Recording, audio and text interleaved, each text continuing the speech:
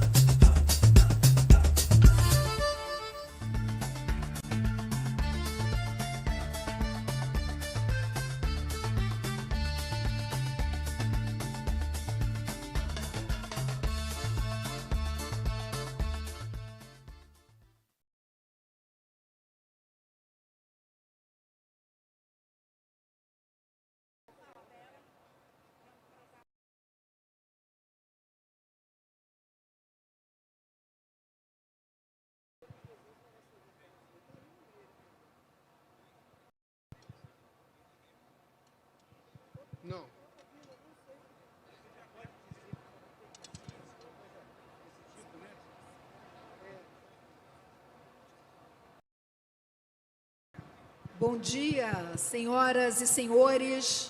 Solicita-se a todos que se acomodem em seus lugares para dar início à cerimônia de abertura da Cúpula do Clima de Belém. Solicita-se ainda que os telefones celulares sejam desligados ou colocados em modo silencioso.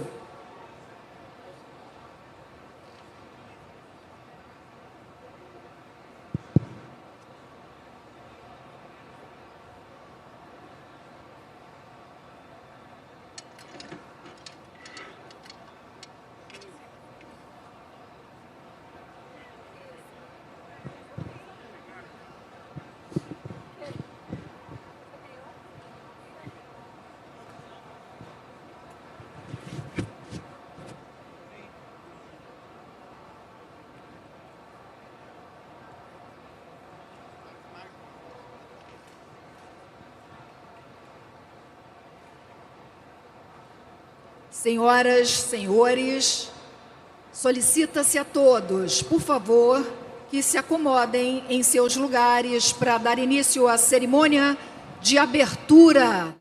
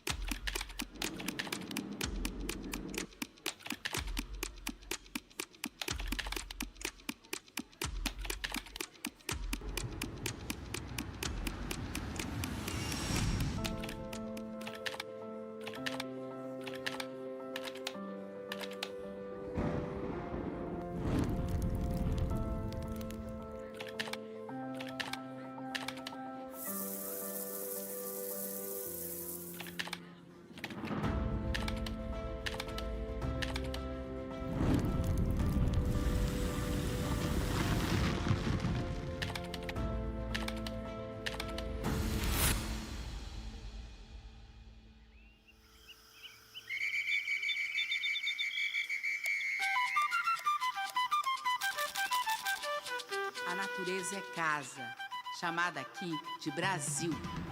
Cidades pulsam a diversidade cultural. Horizontes de sotaques, língua que o coração traduz. A vida é preciosa em todas as suas formas. É mantida por guardiões que dançam no asfalto e na floresta, que desejam um futuro de harmonia. A natureza é casa do norte ao sul. Alegria cultivada em tradições, sabedorias antigas, na verdade, do povo.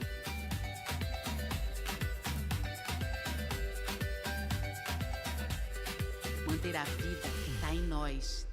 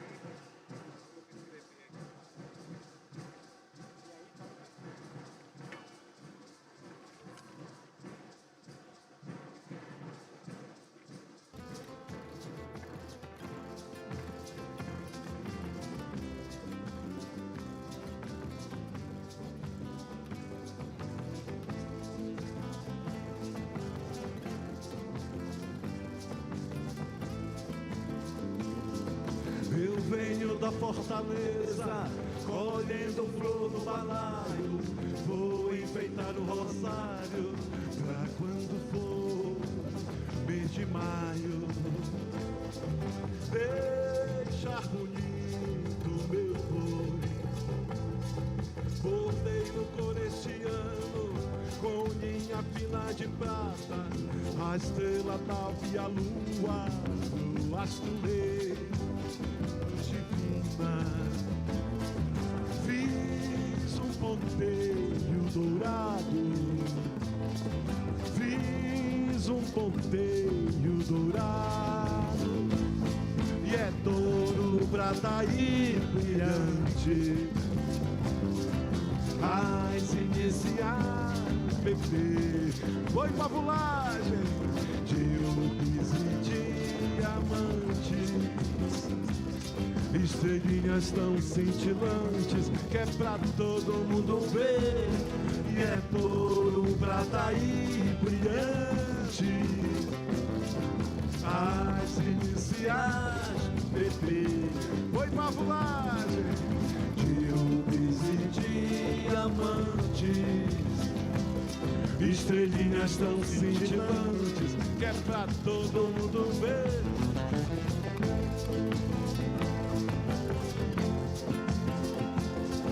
Manifestação da cultura nacional, sancionada pelo presidente Lula.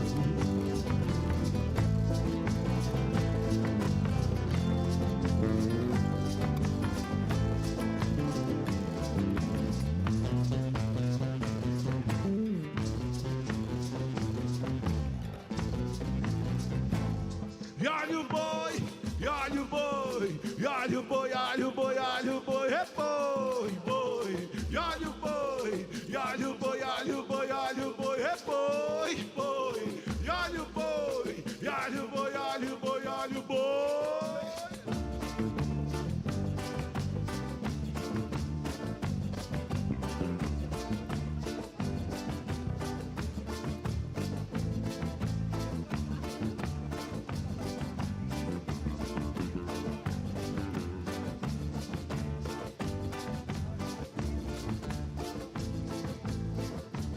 Vem ver, morena, vem ver minha prenda é uma beleza, tesouro da natureza, realeza do Guamá.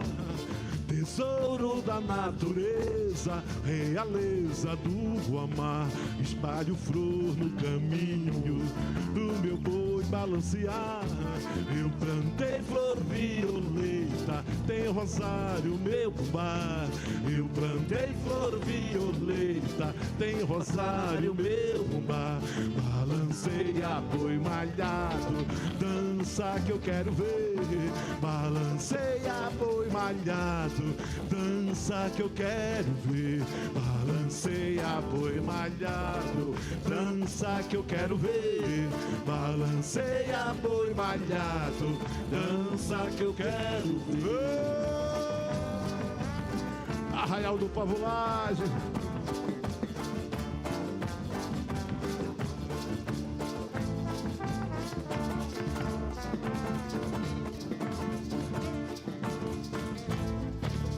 E olha o boi, e olha o boi, e olha o boi, olha o boi, olha o boi, é boi, boi. E olha o boi, e olha o boi, olha o boi, olha o boi, é boi, boi. E olha o boi, e olha o boi, olha o boi, olha o boi.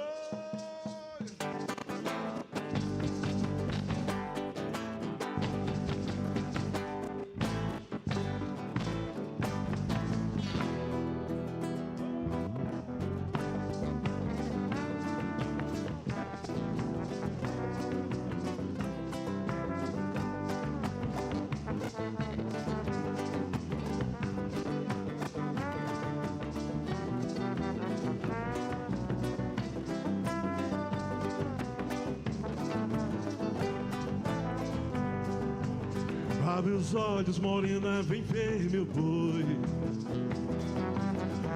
Tá vindo da estrela, traz batalhão afiado, couro bordado, pro contrário vê.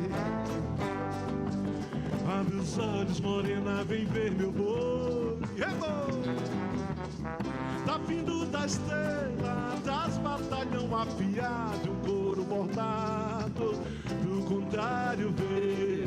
Sei que ele ainda sente saudade quando ver a bandeira azulada passar pela praça, modelo de graça do meu São João, do arraial que é do sol, do arraial que é da lua, do povo na rua, oi do meu guarnecer, do arraial que é do sol, do arraial que é da lua, do povo na rua, oi do meu guarnecer. Canta Varté, Varté das Cuieiras, que eu estando lá fora, e quando eu for embora contrário, desse adeus é que tu chora. Canta Varté, Varté das Cuieiras, que eu estrondo lá fora, e quando eu for embora contrário, desse adeus é que tu chora. Prazer enorme estar nesse momento mágico para a Amazônia. Obrigado, presidente Lula, Coronel Elber Barbalho, nosso povo agradece muito. E olha o boi!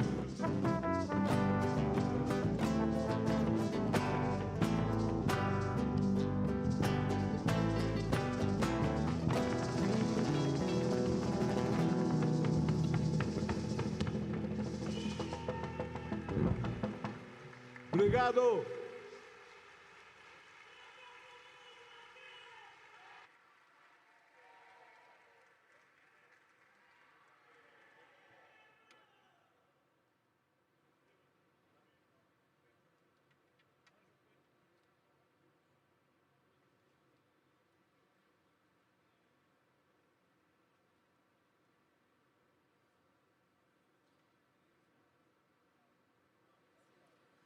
Bom dia, senhoras e senhores. Quero dar as boas-vindas a todos os chefes e vice-chefes do Estado e de governo, aos ministros de Estado e aos representantes dos organismos internacionais aqui presentes. O Brasil os recebe de braços abertos. Daremos início com a intervenção da Organização Meteorológica Mundial e dos representantes da academia e da sociedade civil. Em seguida, passaremos à ordem estabelecida de intervenções dos países e organizações internacionais aqui presentes. Ouvir os alertas da ciência é crucial para orientar nossa nação. Convido a secretária-geral da Organização Meteorológica Mundial, OMM, Celeste Saulo, a fazer a sua intervenção.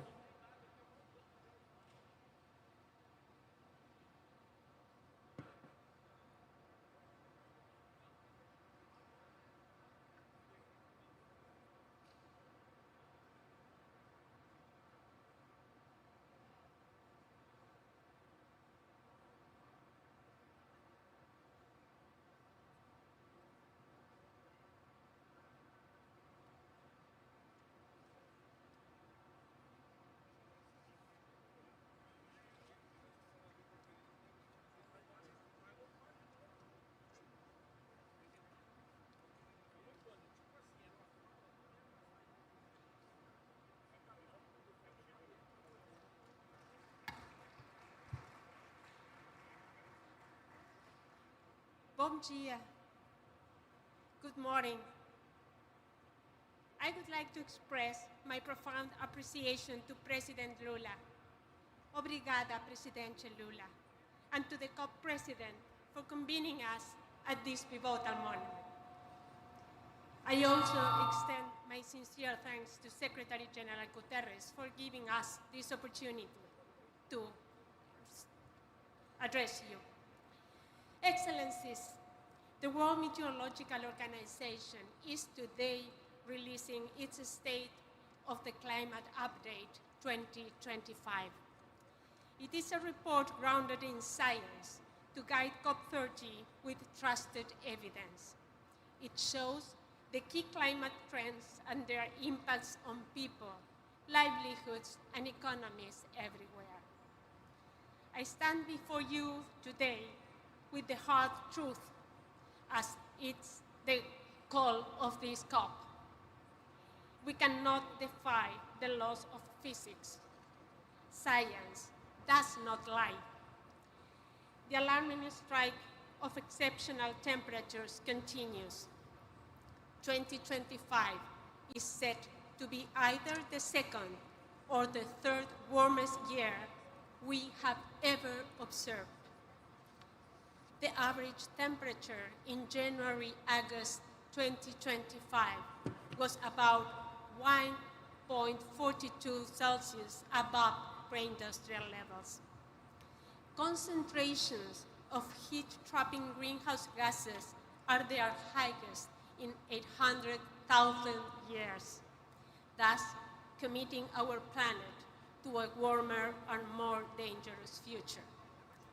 And of particular concern, the jump in carbon dioxide levels between 2023 and 2024 was the highest we have ever measured.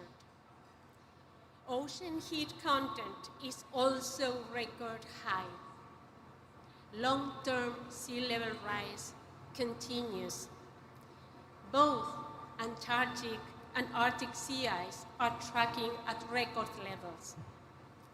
And on a daily basis, we see destructive weather. Months worth of rainfall in a matter of minutes. Extreme heat and fire, and supercharged tropical cyclones. I extend my deep condolences to all those affected. Each event leaves lasting impacts. The scars remain long after the headlines. Excellencies, this is not just a distant warning, it's today's reality. The record increase in greenhouse gas levels means that it will be virtually impossible to limit global warming to 1.5 in the next few years without temporarily overshooting the Paris Agreement target. As it has been said by UN Secretary General before, every fraction of a degree matters. Every choice matters. But there is progress, real and measurable. Across the globe, early warnings are saving lives. We are closing gaps in the world's most vulnerable regions, helping communities act before hazards strike. Climate services are transforming decision-making. 2/3 of WMO members now provide climate information, from heat health alerts to agricultural forecasts. Science is not only warning us, it is equipping us to adapt. Excellencies, let COP30 be remembered as the moment the world changed course, with the Amazon as its witness. We can't rewrite the laws of physics, but we can rewrite our path. I thank you. Obrigada.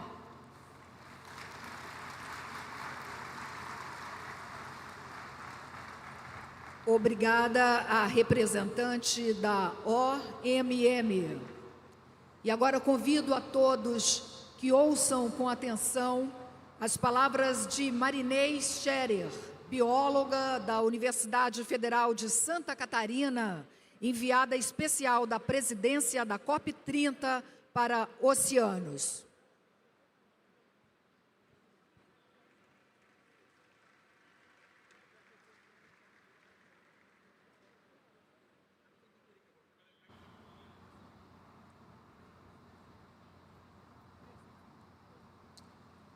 Bom dia. Good morning.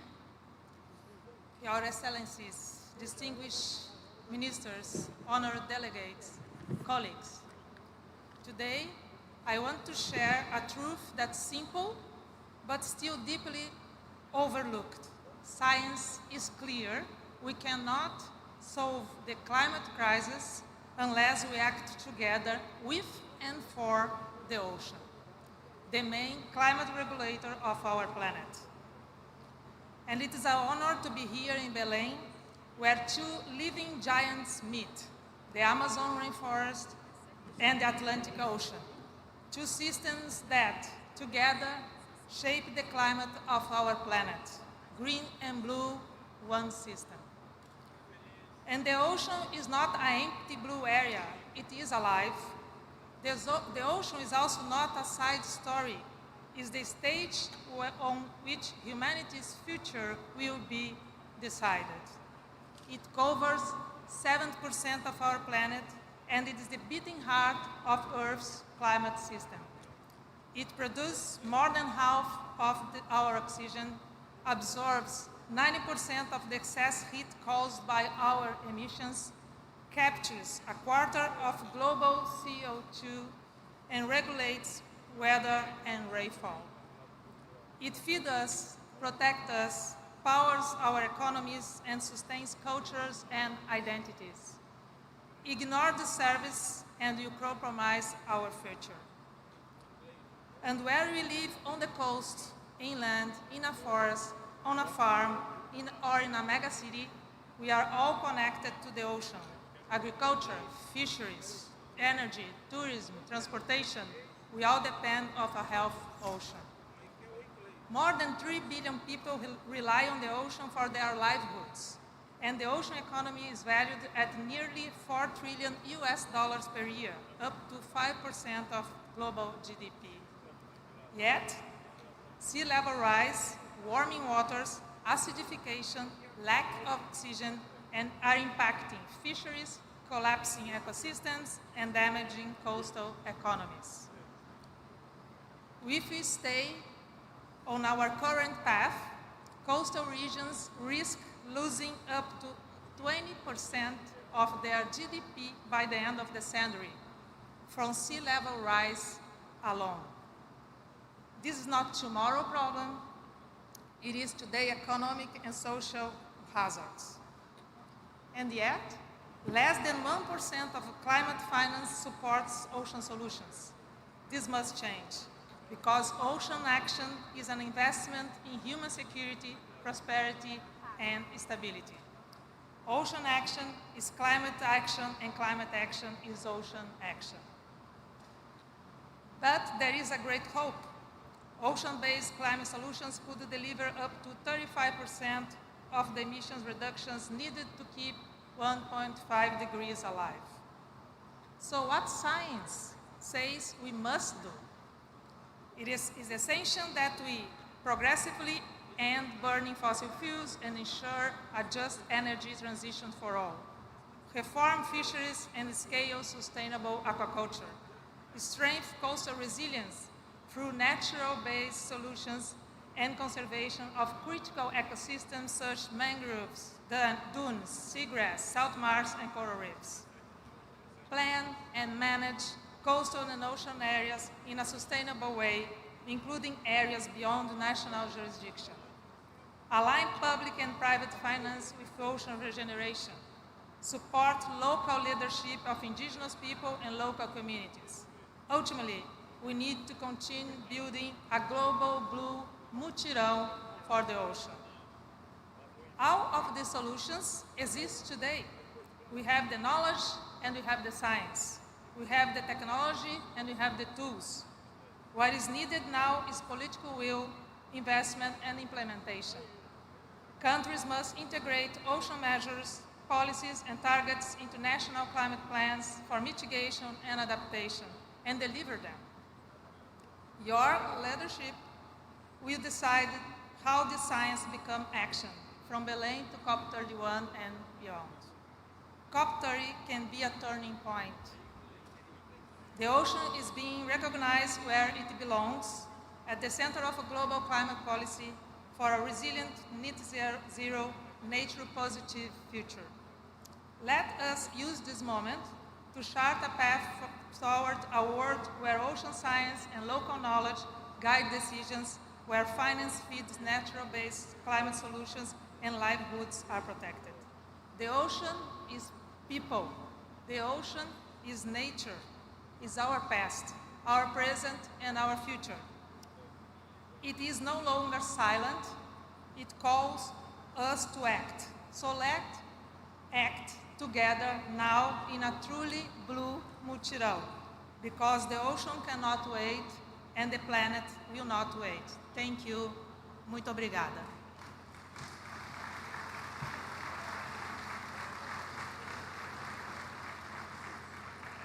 Agradeço a importante mensagem transmitida pela representante da sociedade civil, senhora Marinês Scherer.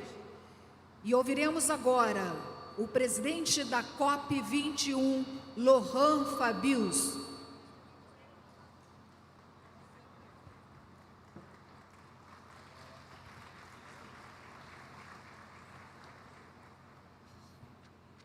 Monsieur le Président de la République fédérative du Brésil, Monsieur le Secrétaire général des Nations Unies, Excellences, Mesdames et Messieurs, je suis venu à Belem avec un ami. Et cet ami est dans ma poche, mais j'ai pensé que vous seriez heureux de le revoir. C'est un petit marteau. Le marteau avec lequel, il y a 10 ans exactement, j'ai scellé l'accord de Paris qui nous rassemble tous aujourd'hui.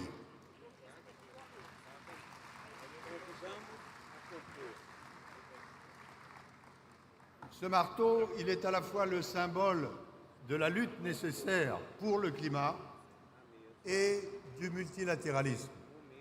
Et ce qui était vrai il y a 10 ans à Paris est vrai aujourd'hui à Belem.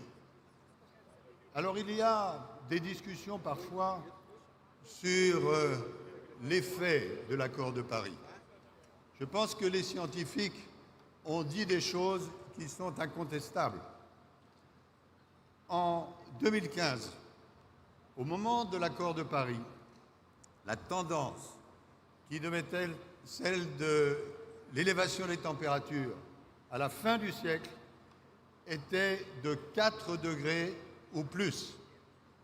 Et aujourd'hui, la tendance est au maximum de 2 degrés 8. On dira c'est insuffisant, et j'y viendrai dans un instant. Mais entre 4 degrés et 2 degrés 8, il y a des millions et des millions de vies sauvées. Très concrètement, entre 4 degrés et 2 degrés 8, ça veut dire en moyenne 57 jours de canicule en plus ou en moins, avec des conséquences énormes sur les populations à travers le monde. Alors bien sûr, il y a beaucoup de travail devant nous, à la fois dans le climat, sur les énergies fossiles, sur les énergies nouvelles, sur les financements, c'est évident. Mais je voudrais qu'on garde en tête cette idée simple. Paris-Belem, c'est une continuité. Nous nous sommes réunis avec mes collègues présidents de COP. Nous venons de différents continents, nous avons différentes expériences. Chaque COP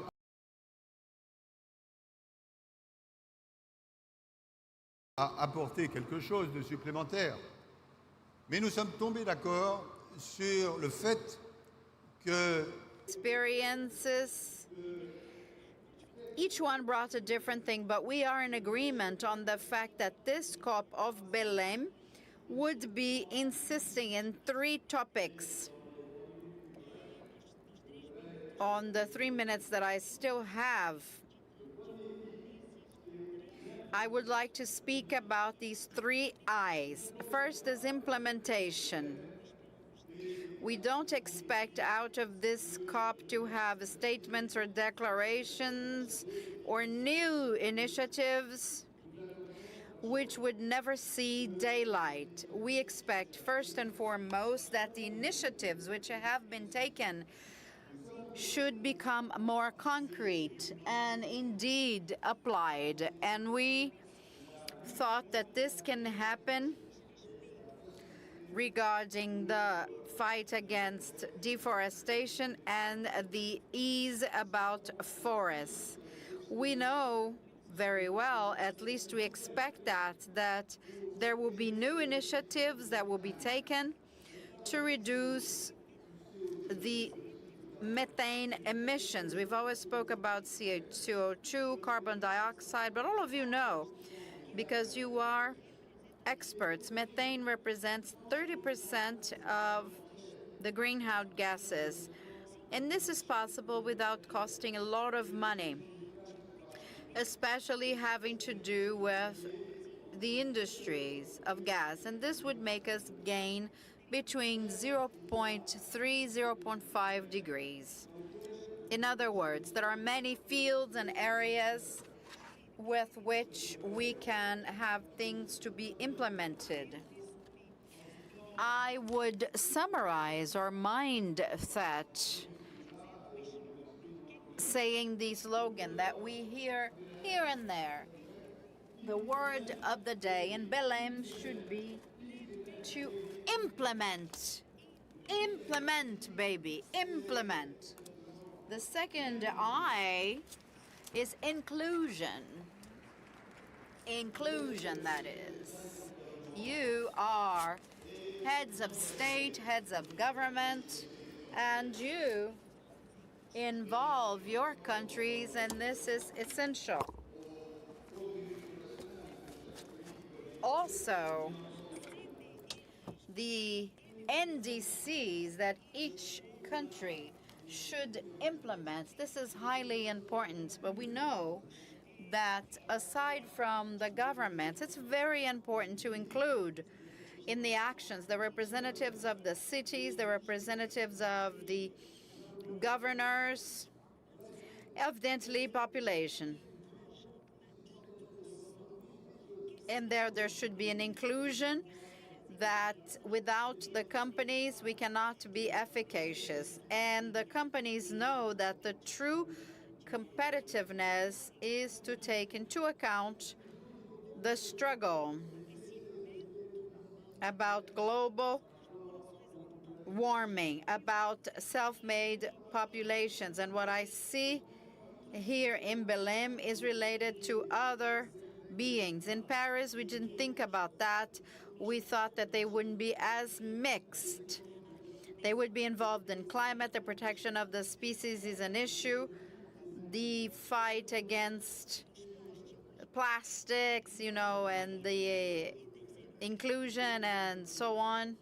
And the third would be innovation. There will be innovations during the Belem summit about the chairmanship. And many things have been seen. We don't know if they would be executed or not. And innovation, and what consists of taking into account the artificial intelligence. For 10 years, 10 years ago in Paris, no one spoke about artificial intelligence. And we know that the data centers of artificial intelligence will represent in a few years' time a consumption of energy which is almost the European Union's. And for the first time here in a COP, when we talk about justice, about listening to the judges, this will be taken into account when just a few months ago, the International Court of Justice would make a very important decision about the Paris Agreement.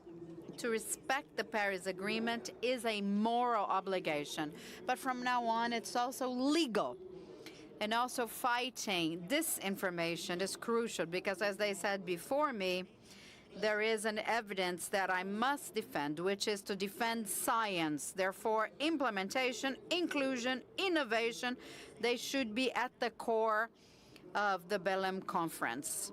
We are going to listen in a minute the President of Brazil, Luiz Inácio Lula da Silva. I heard a declaration on his part which said that COP30 would be the COP of truth. We, the heads of the COPs, are in agreement with that. And what this means is that the truth today, if we talk about climate, is a mix between understanding and hope. I expect, and I think that all of you also, that COP30, COP of Belem, is one of utility and hope. Thank you very much. We now invite to come to the table at this point the President of the Republic, Luiz Inácio Lula da Silva, followed by the General Secretary of the United Nations, Antonio Guterres, and the President of the Federal Senate, Senator Davi Alcumbre, Head of the House of Representatives, Hugo Mota, Head of the Brazilian Supreme Court, Minister Justice Edson Fachin, Minister of Foreign Relations, Mauro Vieira, the Minister of Environment and Climate Change, Marina da Silva, the Governor of the State of Pará, Helder Barbalho, the head of COP29, Muhtar Babayev, and the head of COP30, Ambassador André Correia do Lago.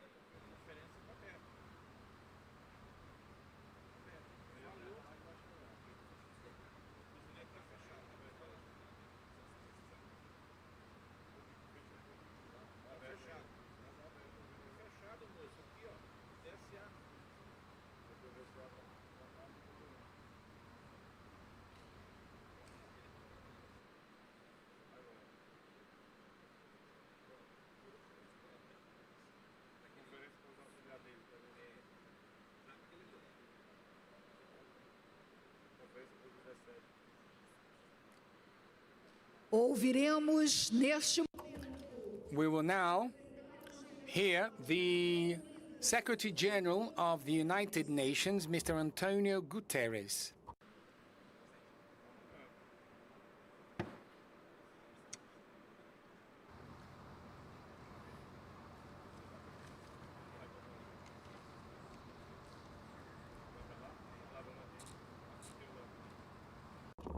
Excelências, agradeço ao Presidente.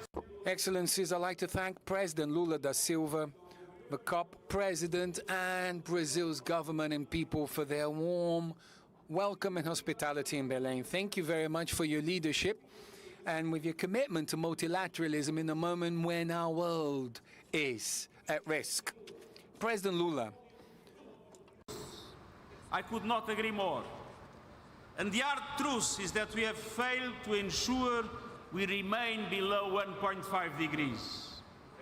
Science now tells us that a temporary overshoot between the 1.5 limit, starting at the latest in the early 2030s, is inevitable.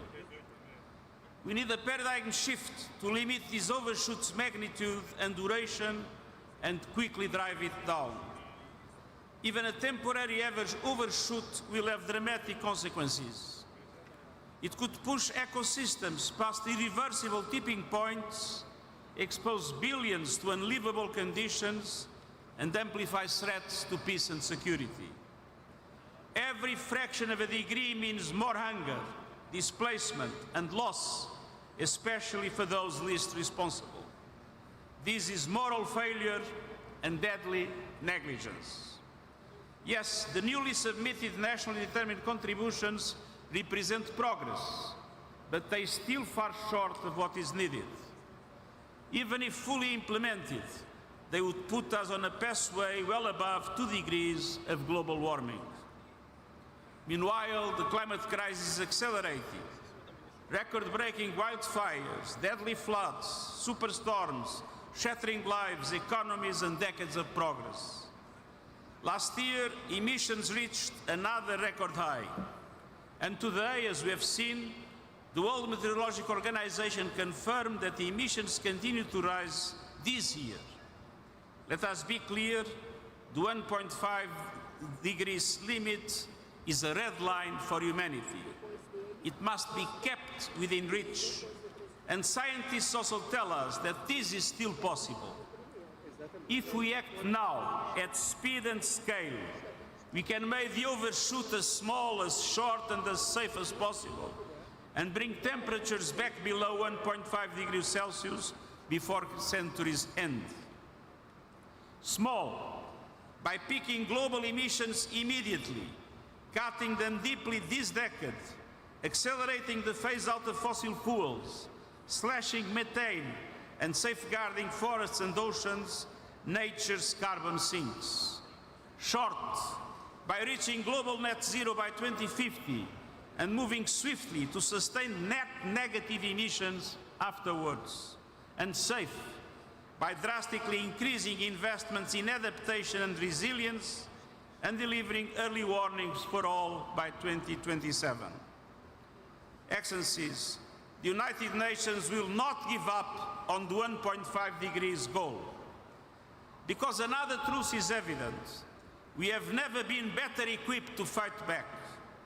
A clean energy revolution has taken hold. Solar and wind are now the cheapest sources of power and the fastest growing sources of electricity in history. Last year, almost all new power capacity came from renewables.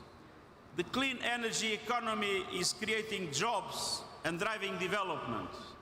It is reshaping geopolitics, delivering energy security and price stability. And it is connecting millions to clean and affordable energy for the first time. The economics have shifted. In 2024, investors poured $2 trillion into clean energy, 800 billion more than fossil fuels. Clean energy is winning in price, performance, and potential, offering the solutions to transform our economies and protect our populations. What is still missing is political courage. Fossil fuels still command vast subsidies, taxpayers' money. Too many corporations are making record profits from climate devastation, with billions spent on lobbying, deceiving the public, and obstructing progress. And too many leaders remain captive to these entrenched interests. Too many countries are starved of the resources to adapt and locked out of the clean energy transition. And too many people are losing hope that their leaders will act. We need to move faster and move together. And this COP must ignite a decade of acceleration and delivery. First, countries must agree on a bold and credible response plan to close the NDC ambition gap to 1.5 degrees. Common but differentiated responsibilities must apply, but that should not be an excuse for any country not to assume its fair share. This means supercharging renewables, electrification, and energy efficiency, building modern grids and large-scale storage, halting and reversing deforestation by 2030, cutting methane emissions, and setting near-term 1.5-aligned coal phase-out schedules. I've consistently advocated against more coal plants or fossil fuel exploration and expansion. At COP28 in Dubai, countries committed to transition away from fossil fuels. No more greenwashing, no loopholes. We must turn that committing into action while supporting low and middle income developing countries that are highly dependent on fossil fuels. And we must also dismantle structural barriers and provide the conditions for developing countries to deliver and exceed their NDC commitments. Trade and investment policies must support climate ambition, not undermine it. Second, we must demonstrate a clear and credible path to reaching the $1.3 trillion a year in climate finance for developing countries by 2035, as agreed at COP29 in Baku. Developed countries must take the lead in mobilizing $300 billion annually, delivering affordable, predictable finance at the agreed scale. And all providers must show they will contribute to meeting the $300 billion and $1.3 trillion milestones. It's no longer time for negotiations. It's time for implementation, implementation, implementation. With independent tracking, faster disbursement, and terms that reflect climate vulnerability, including debt relief. And third, developing countries must leave Belem equipped with a climate justice package that delivers equity, dignity, and opportunity. That means the concrete plan to close the adaptation finance gap, ensuring that developed countries honor their pledge to provide $40 billion adaptation finance by the end of this year, and giving confidence that affordable adaptation finance will be scaled up beyond 2025 and delivered swiftly to the communities on the front lines. It also means placing justice at the heart of the transition, with concrete measures to support developing countries to navigate it, protecting workers, empowering communities, and creating new opportunities, and significant contributions and simplified access to the loss and damage fund. A just transition also means indigenous peoples leading the way. Their knowledge and full participation light the path to a livable planet. Excellencies, you can count on the United Nations. Through our climate promise, over 100 developing countries received support in the preparation of the new nationally determined contributions. I've directed the United Nations Development Programme to build on this architecture and work across the system to support developing countries during the implementation plan. The challenge is immense, but the choices are clear. No one can bargain with physics, but we can choose to lead or be led to ruin. Choose to make Belem the turning point, stand with science, stand for justice, stand for future generations, and I thank you. 。 . 。 。 。 。 。 . 。 。 . 。 。 . 。 。 . 。 。 . 。 。 . 。 。 . 。 。 . 。 。 . 。 。 . 。 。 . 。 。 . 。 。 . 。 . 。 . 。 . 。 . 。 . Thank you.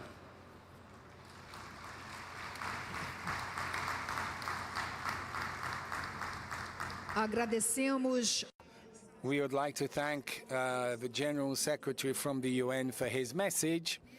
And at the moment, we will hear the President of the Federative Republic of Brazil, Mr. Luiz Inácio Lula da Silva.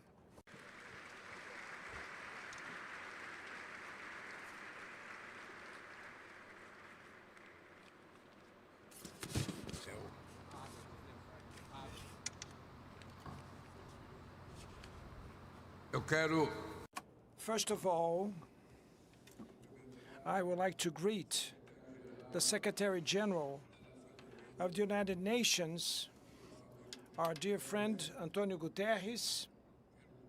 I also would like to greet King Carl Gustaf and Queen Sylvia from Sweden, on behalf of which I would like to greet on their behalf all heads of delegation, all heads of state and government in this conference. I'd like to greet the Speaker of the House of the Senate, my brother Alcolumbre. I also would like to greet the Speaker of the House of Representatives, Hugo Mota. I'd like to greet Mr. Fachin, that is the Chief Justice of the Supreme Court of Brazil. I also would like to greet my Foreign Affairs Minister, Mauro Vieira, and my sister, Marina Silva, who is the Environment Minister of Brazil, for which, on her behalf, I greet all the ministers, state ministers that came with me, and the Ambassador Lago, that is the president or chairs COP30.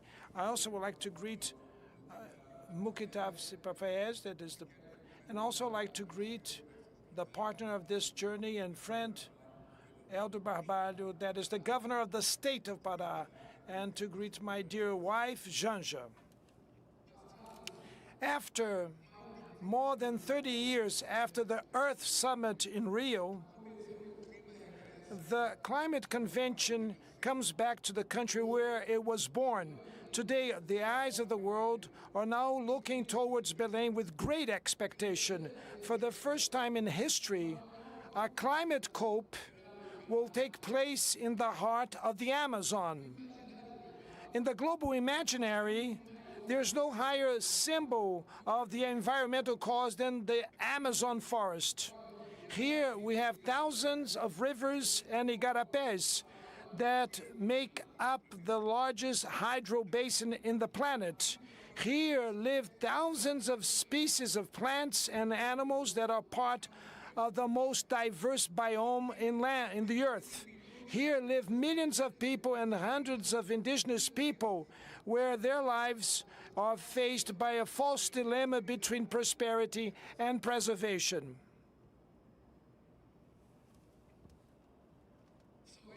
So they are the ones that daily they put together the way they live and seeking for existence and livelihood that is legitimate and with dignity and with the main mission to protect one of the highest cultural heritage of humanity, that is the nature.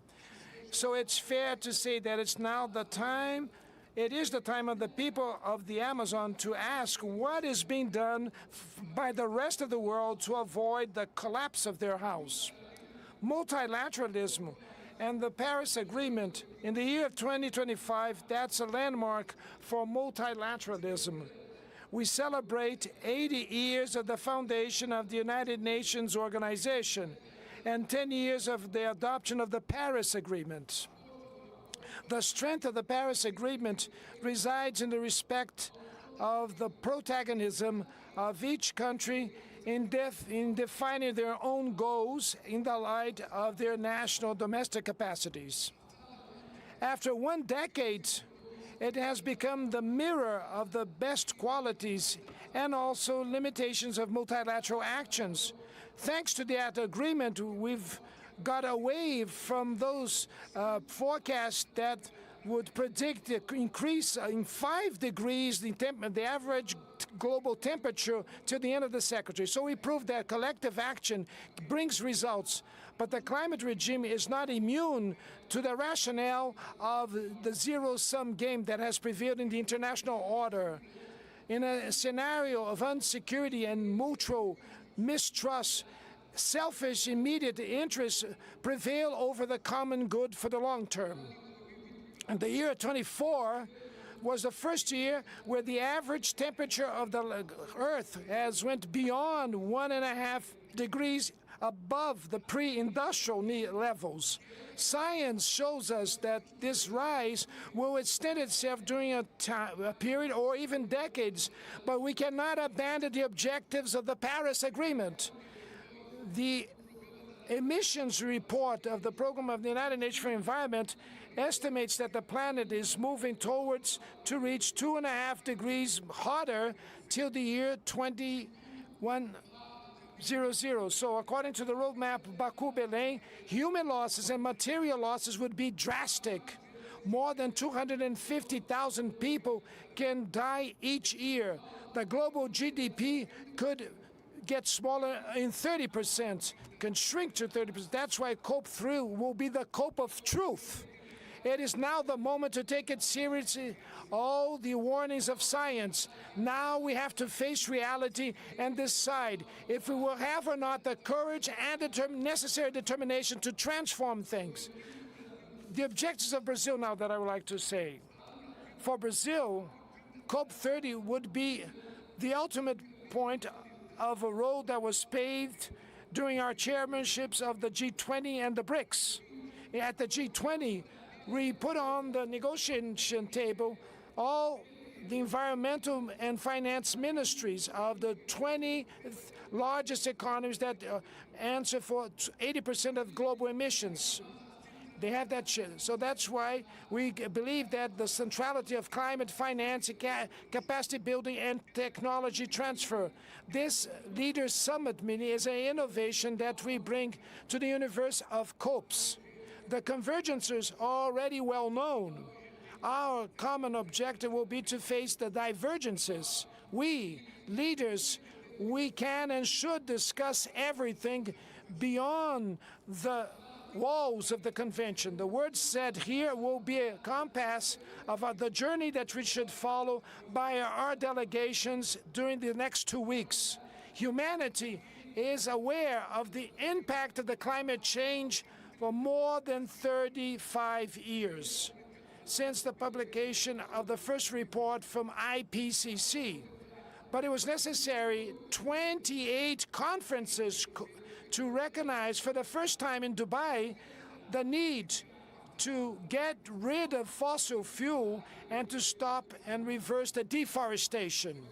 It was necessary an additional year so that we could admit in Baku the prospect of enhancing climate financing up to $1.3 trillion.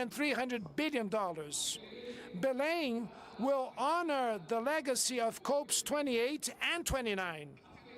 To accelerate energy transition and protect nature are two different ways that are more effective to contain global warming. I am convinced that although we face difficulties and contradictions, we need the roadmaps to plan in a fair way, reverse the deforestation, overcome the dependency on fossil fuel, and mobilize the necessary resources to reach these objectives. Now, to advance,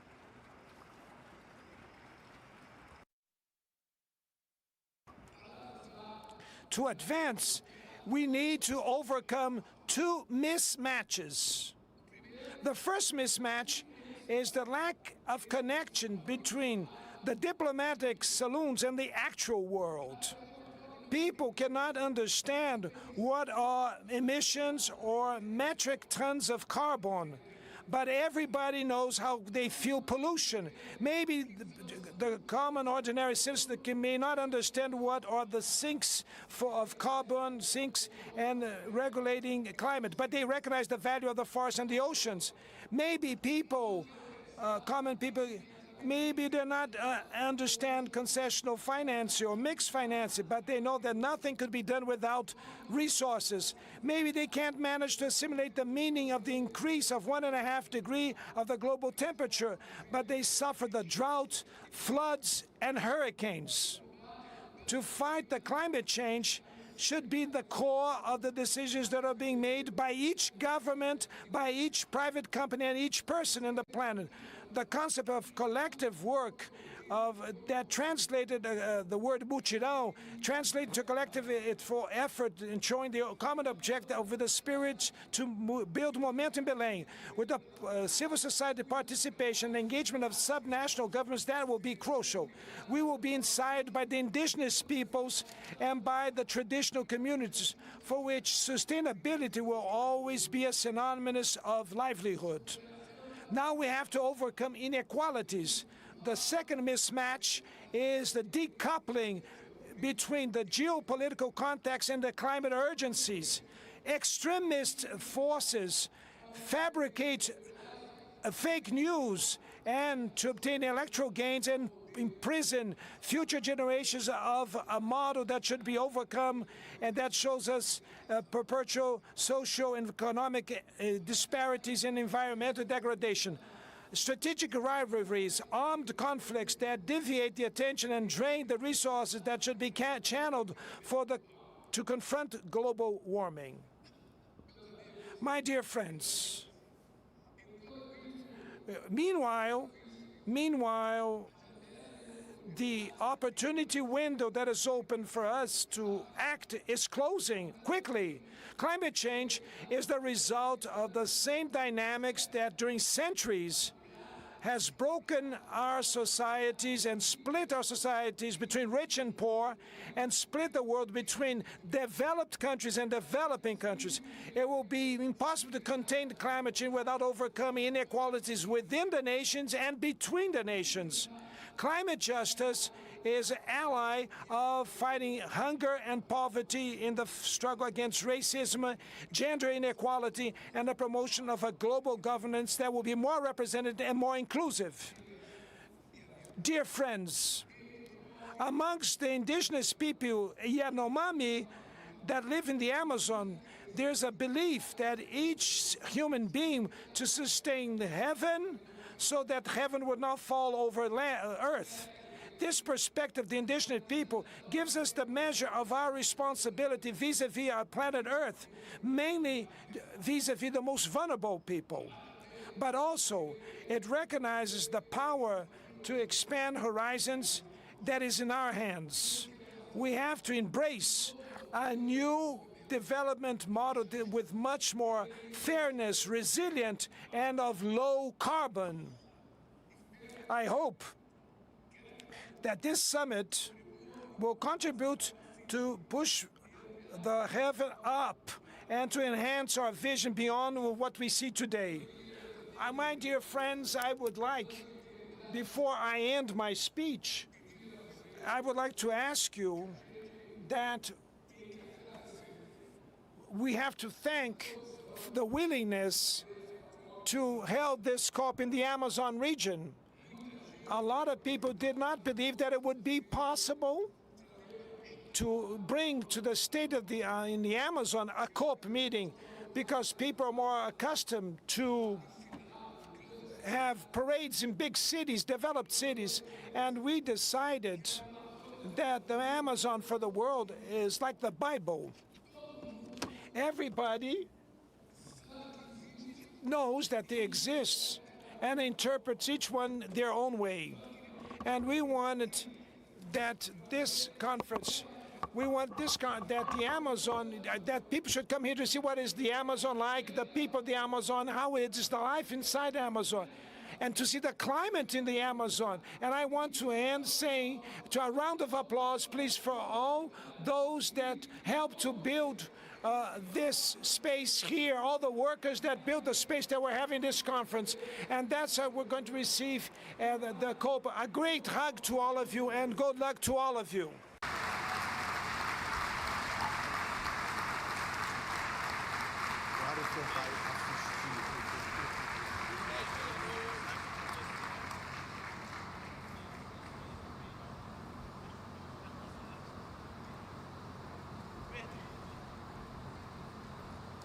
Agradecemos a mensagem. We would like to thank the President of the Federal Republic of Brazil, Luiz Inácio Lula da Silva, for his words. The agenda provides for each head of state and government to give a 5-minute speech, after which we will move to the representatives of international organizations who will have 3 minutes each.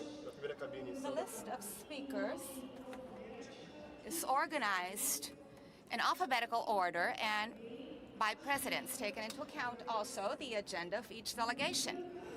The first country that will speak today will be Chile, represented by President Gabriel Boric.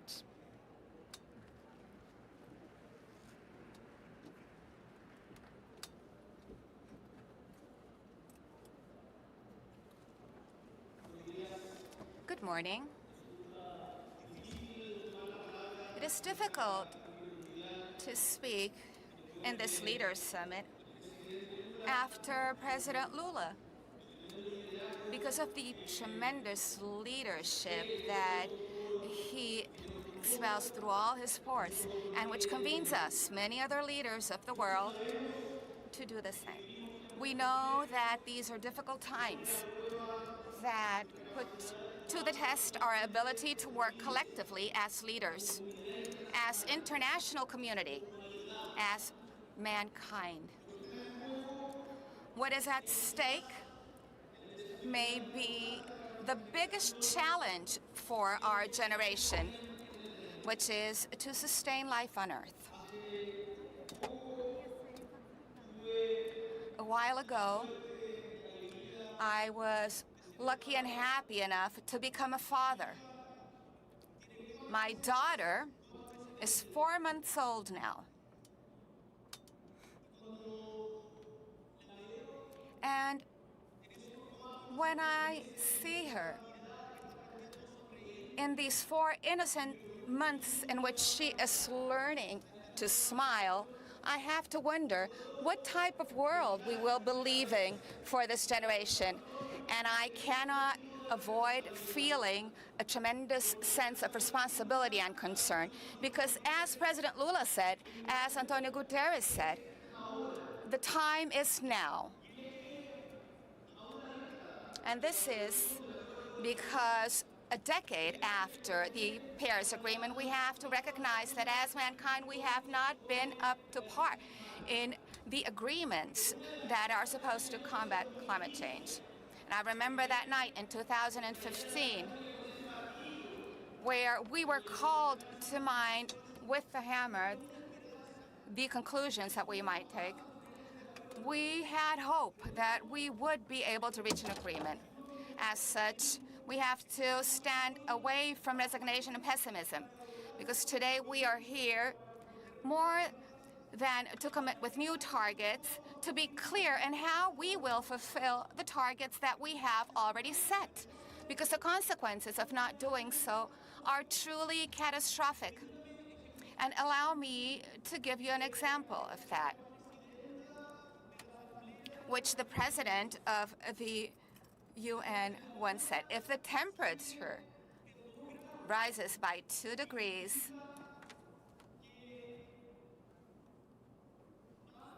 this means that more than 400 million people will face food insecurity.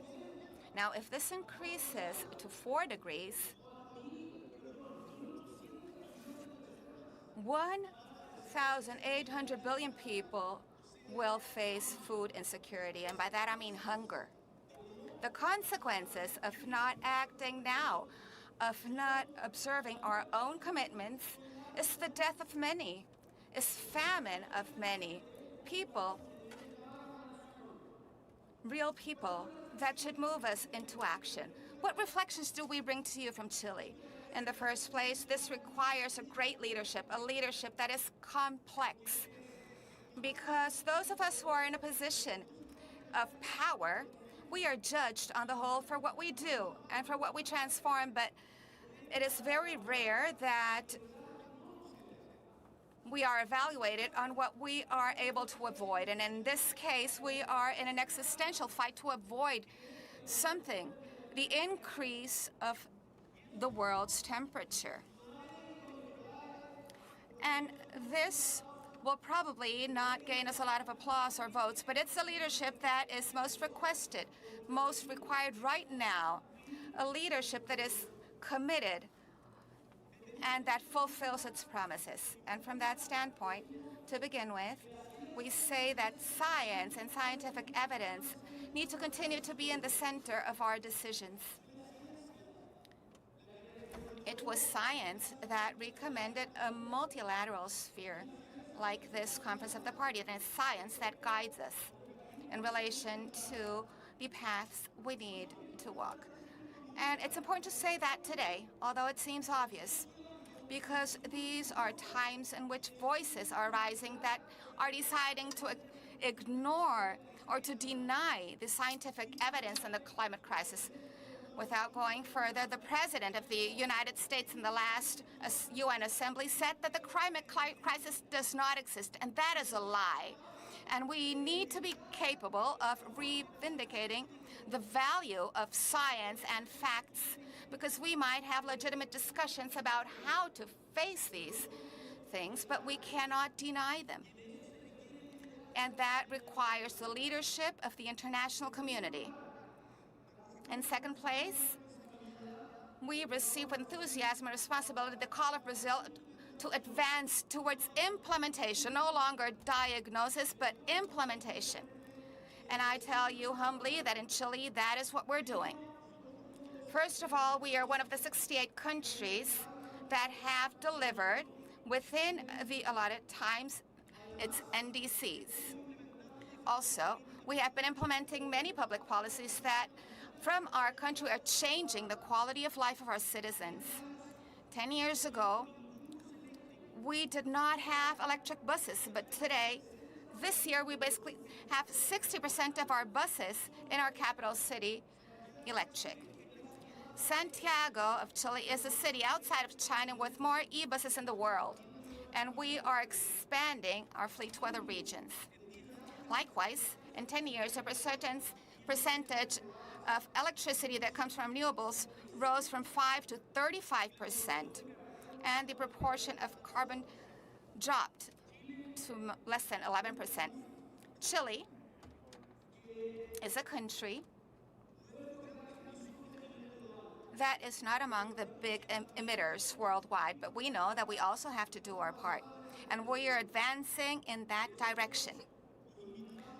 That is why we invite you to join the initiatives fostered by Brazil with the leadership of President Lula in the Belem Declaration about hunger, poverty, and climate action focused on people, and a call to action for integrated fire management worldwide, a phenomenon that has affected very strongly our lands. This new stage also requires more funding, and this COP should send clear political signals so that the donors, the donor countries, the big investors, and all the actors of the international financial architecture understand, and this is important, that is no profitability possible in a world that continues to warm. Investments are long-term, and the long-term will cease to exist if we do not act and implement things now. Climate finance today will, of course, increase the debt of developing countries. However, we cannot forget the consequences that climate change has on the most vulnerable populations, especially women and indigenous peoples, and local communities that have had to face unproportionate environmental burdens in the name of progress. As such, from Chile, we think that we should support the new plan on gender so that our climate policies recognize that this crisis affects differently women and children, especially girls. To conclude, developing countries, the ones that live this inequality every day, say that it's not enough for this transition to be accelerated. It also needs to be just. And the countries that for a long time benefited from an accelerated development, polluting the world with impunity, today need to be more responsible than the rest. This just transition should be expressed in other communities also, so that multilateralism makes sense for our basis, so that it makes sense for those we represent. The challenge of decarbonization, as the Global South shows, is united in search of economic development that leads to a better quality of life to women, a better quality of jobs, more land equity, and a safe and healthy environment in which to live. This is not just a matter of justice. It's a way of adding legitimacy to action, which is so important, especially for our democracies. Mr. President, COP30 in Latin America and the Caribbean, in the heart of the Amazon, the reserve for humanity. This is an opportunity to deepen our mission with a call to action, with commitments that are measurable as to how we will deploy the targets that we ourselves as mankind have established. Thank you very much.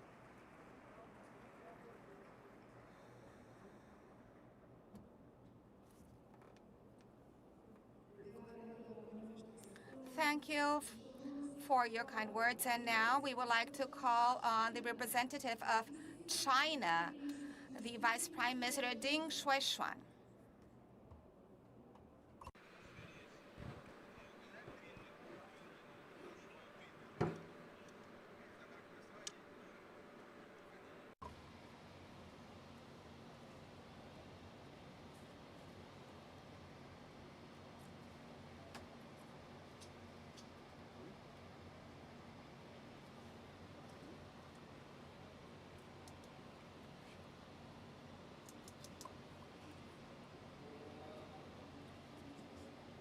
Good morning. It gives me great pleasure to attend the Belem Climate Summit as a special representative of Chinese President Xi Jinping.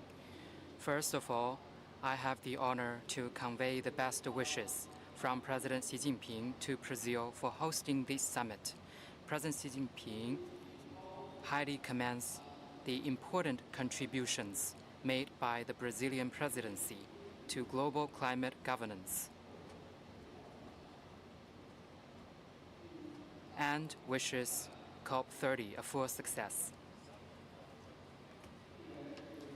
This year marks the 10th anniversary of the Paris Agreement, and global climate governance is entering a critical stage.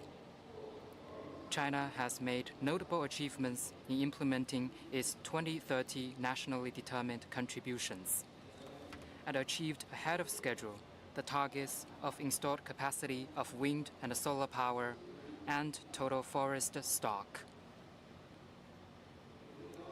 At the United Nations Climate Summit on September 24th, President Xi Jinping solemnly announced China's 2035 NDCs, covering all economic sectors and all greenhouse gases. This is the first time that China put forward an absolute emissions reduction target, which is a testament to China's firm resolve and a maximum effort. The just concluded fourth plenary session of the 20th Communist Party of China Central Committee deliberated over and adopted the recommendations for the economic and social development plan over the next 5 years. It made important arrangements for building a beautiful China and stressed that, guided by the goals of achieving peak carbon and carbon neutrality, China will make concerted efforts to cut carbon emissions, reduce pollution, pursue green development, and boost economic growth, and reinforce ecological security shields and strengthen green development drivers. China is a country that honors its commitments. China will accelerate the green transition in all areas of economic and social development, work actively and prudently toward peak carbon emissions, and make greater contributions to addressing climate change. Colleagues, humanity now stands at a new crossroads. It is imperative for all parties to uphold true multilateralism, strengthen solidarity and coordination, and make sustained progress in global climate governance. To this end, I would like to make 3 propositions. First, we should keep to the right direction. Green and low carbon transition is the trend of the times. We need to stay confident, balance such goals as environmental protection, economic development, job creation, and poverty eradication. Seek coordinated progress on livelihood improvement and climate governance, and promote high-quality development to deliver greater benefits to the people of all countries. Second, we should translate climate commitments into action. The key to addressing climate change lies in taking action. We need to abide by the principle of common but differentiated responsibilities, fully and effectively implement the UN Framework Convention on Climate Change and its Paris Agreement, and uphold international fairness and justice in the course of action and implementation. Developed countries should take the lead in fulfilling emission reduction obligations, deliver on their finance commitments, and provide more technology and capacity-building support to developing countries. Third, we should deepen openness and cooperation. The global transition toward green and low-carbon growth calls for a sound environment for international economic and trade cooperation. We need to strengthen international collaboration on green technology and industry, remove trade barriers, and ensure the free flow of quality green products to better meet the needs of global sustainable development. China is ready to work with all parties to unswervingly promote green and low-carbon development and build a beautiful world of harmony between humanity and nature. Thank you.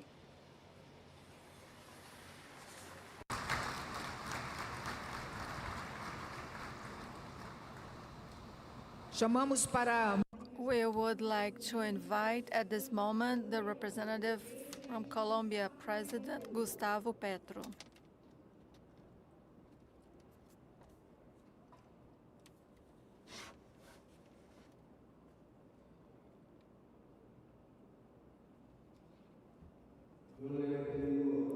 I asked my team, President Lula, Antonio Guterres, the Secretary of the United Nations, and delegations of several countries all over the world. I asked my team to be more radical in order to achieve the goals of life, recognizing that we are facing a failure. Those are mild words, but they become ghosts because of the reality that we need to understand. After 29 COPs, after speeches, and some of them I gave those speeches, and also we are facing a failure. A failure can be measured by science in terms of temperature, in terms of the law of thermodynamics. And this failure, it's because, first of all, because of the lobby of the interests of oil, carbon, and gas in this assembly. And all the COPs, the wish of having gains, profits, going against life. And this is immoral. This is not human. And we're having the COPs once again, and the same lobby in some nations more than others, and they are asking for the results that can be measured. The number 1.5 degrees that we didn't want to achieve, but we have achieved. And we are closer to something that is not called a climate crisis, and we started talking about change and then a crisis, and now we are close to a climate collapse, which means the point of no return. In other words, general death of the existence in this planet. It's not an apocalypse, literary apocalypse, if you will, but it's a real apocalypse. And what are the facts that are avoiding us to achieve the goals? It's not from left wing or right wing, but it's the common goal of humankind. Number one, the lack of the United States here. And Mr. Donald Trump is not present here, the one that has a behavior, personal behavior to deny science. And the society is then turning their eyes away and going towards an abyss. So Donald Trump, it's not right, because we can see the collapse that can happen if the United States does not decarbonize their economy. So it's 100% wrong, the President of the United States, Donald Trump. Number two, those that are investing in Europe in more weapons according to the GDP, and this is a mistake of Europe if they accept. It is not a problem of defense, of security. It's not Russia the enemy. It's the climate crisis the enemy. And your grandchildren, ladies and gentlemen, presidents, prime ministers, we are facing this risk also in Europe, in the whole humanity. So the death is the enemy, and then the dangers from past times like Napoleon in a Russia that is also part of Europe. Number three, we have the threats of invasion, and we're losing time, and we can see those invasions. We can see genocides. We can see threats also invading Venezuela, or maybe threats to invade Colombia, threats to invade Cuba.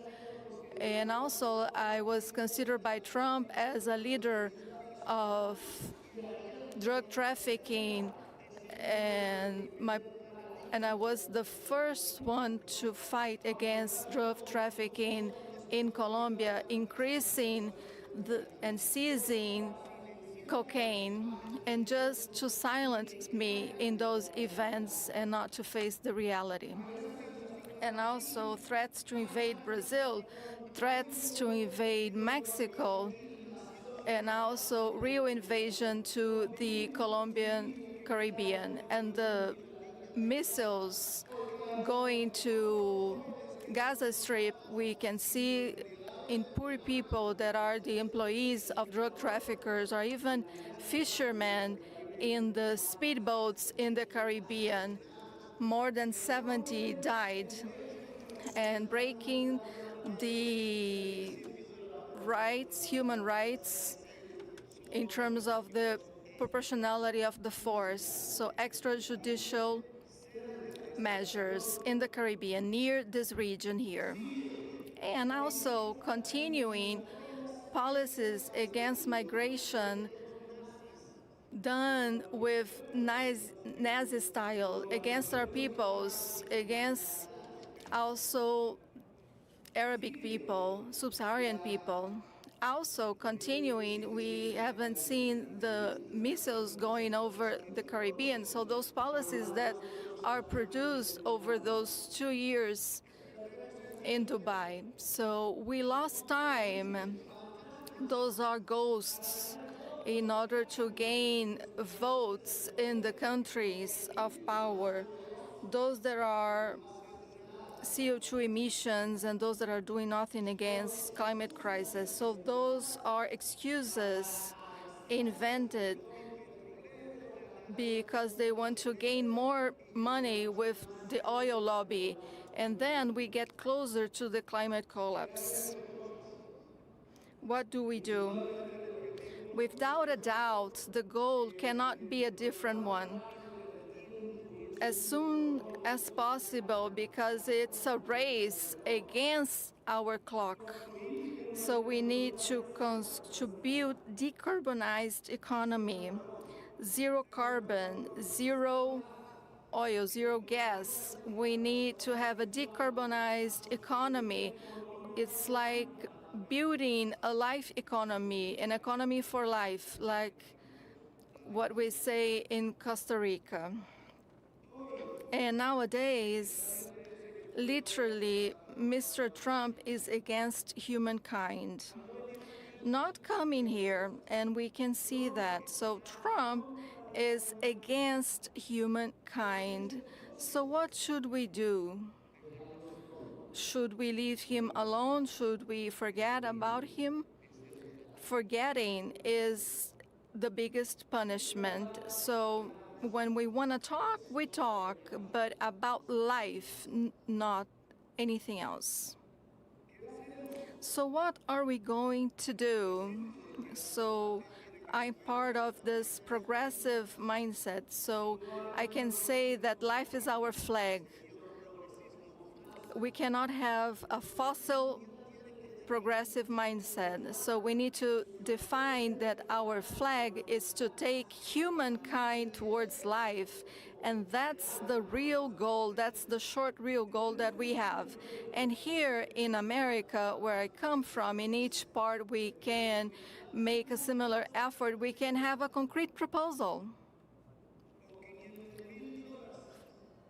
$500,000 in Latin America and Caribbean.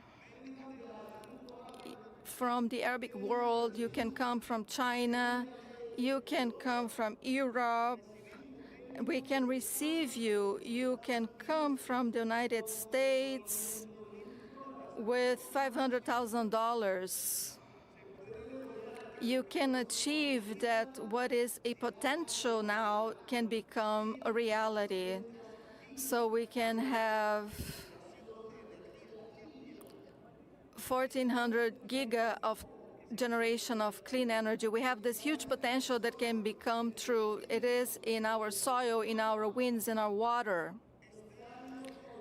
Also in our volcans, also. 1,400 giga every year, and Africa can do the same. If the matrix of electric energy in the United States generate 1,200 giga per year, 700%, it's fossil fuel. We can do the math. If we invest $500 million here, also cleaning 100% the energy matrix of the United States. So in other words, one important step, a crucial step, so to avoid from this crisis, to reach this climate collapse, and we need to save the existence here in planet Earth. Also, we have two other ways, Mr. President. In South America, where you are part and where I'm part, and many of us here. So in Latin America, we can propose, we have concrete proposals. So also we need resources, and we can provide resources so that we can save the forest, which is the third climate pillar of the world, just like the columns of Hercules. And they can hold life in this planet, and paying tribute to the world biodiversity. So in Andes, where those rivers are born, the biggest one that crosses this region, connecting with the Atlantic Ocean, also producing this beauty. If we save the Amazon forest, if we reach the natural border and if we revitalize it, we will be contributing to the life of humankind, which means that we are going to see forests where we don't have it. So Colombia, before we had 80,000 hectares of plantations of cocaine, but now abandoned, and now they can become a forest again.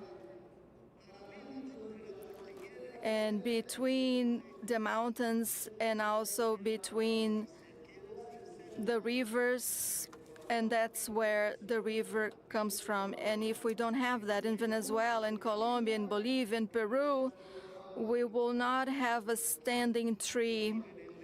And here, Belém do Pará will become a desert, and also the existence. We know that we have reached this point of climate collapse. And also the first charter that South America produced so that we can help each other, we can save life. We don't need the North to do so, we need humankind. And number two, without a doubt, we can clean the dirty matrix of electric generation, the generation of energy of the United States, accumulator of CO2, the biggest one in the world, and responsible for the crisis and the possibility of climate collapse. So what do we need? We need $500 million, and also having this energy production, but clean energy, we need to be. C'est ce rendez-vous annuel, le 30e de la série, depuis que cette série de réflexions a commencé sur le réchauffement climatique. Et cette fois, c'est une saveur particulière parce qu'elle se déroule d'abord dans un pays qui regorge la plus grande forêt du monde, l'Amazonie, et la République démocratique du Congo vient juste après le Brésil avec ses 155 millions d'hectares de la forêt équatoriale. Donc le bassin du Congo, c'est le deuxième plus grand bassin du monde après celui de l'Amazonie. Donc nous sommes ici pour vous faire vivre tout ce grand moment, et pendant que vous nous suivez sur toutes nos plateformes de la présidence de la République, veuillez transmettre ce message, veuillez donc nous suivre de plus près parce que je ne serai pas seul. Félix Kabala est avec moi. Bonjour Félix. Nous sommes ici dans les coulisses de la COP30. La conférence annuelle sur le réchauffement climatique, un rendez-vous de chaque année. Voilà pourquoi on en est aujourd'hui au 30e rendez-vous. Et l'année prochaine, on passera au 31e, ainsi de suite. Mais tout ça pour une réflexion qui devrait amener le monde à prendre des décisions sur cette question du réchauffement climatique. Depuis que ces réflexions ont commencé, on a même l'impression que le réchauffement s'est accéléré et chaque année, c'est des records en record. 2024 a été présenté, Félix Kabala, comme étant l'année la plus chaude. Et pourtant, en 2025, on est en train d'aller vers un autre record. Et peut-être que ce sera comme ça chaque année. Et voilà pourquoi les décideurs doivent passer à une autre phase, une phase pratique, celle de la prise de décision. Merci beaucoup Giscard Poussema pour cette brève introduction de cette conférence sur le climat.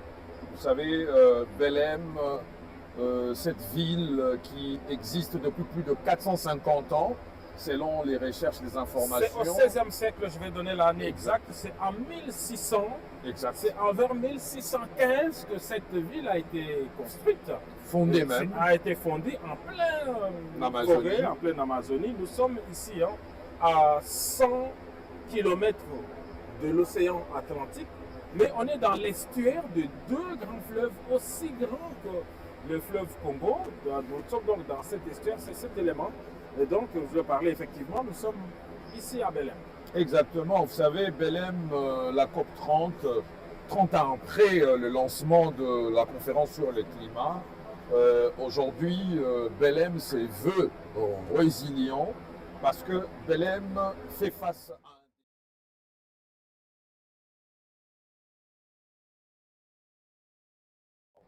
lorsque vous regardez même la logistique imposante mise en place par le pays hôte, vous sentez que dans cette organisation, ce mastodonte qui reçoit le monde entier pour parler de la question du réchauffement climatique est très important parce que ces grands défis auxquels ils font face, ce sont des défis d'ordre géopolitique avec de tensions sur plusieurs coins de cette planète, en Ukraine, au Liban, à Gaza, en République démocratique du Congo.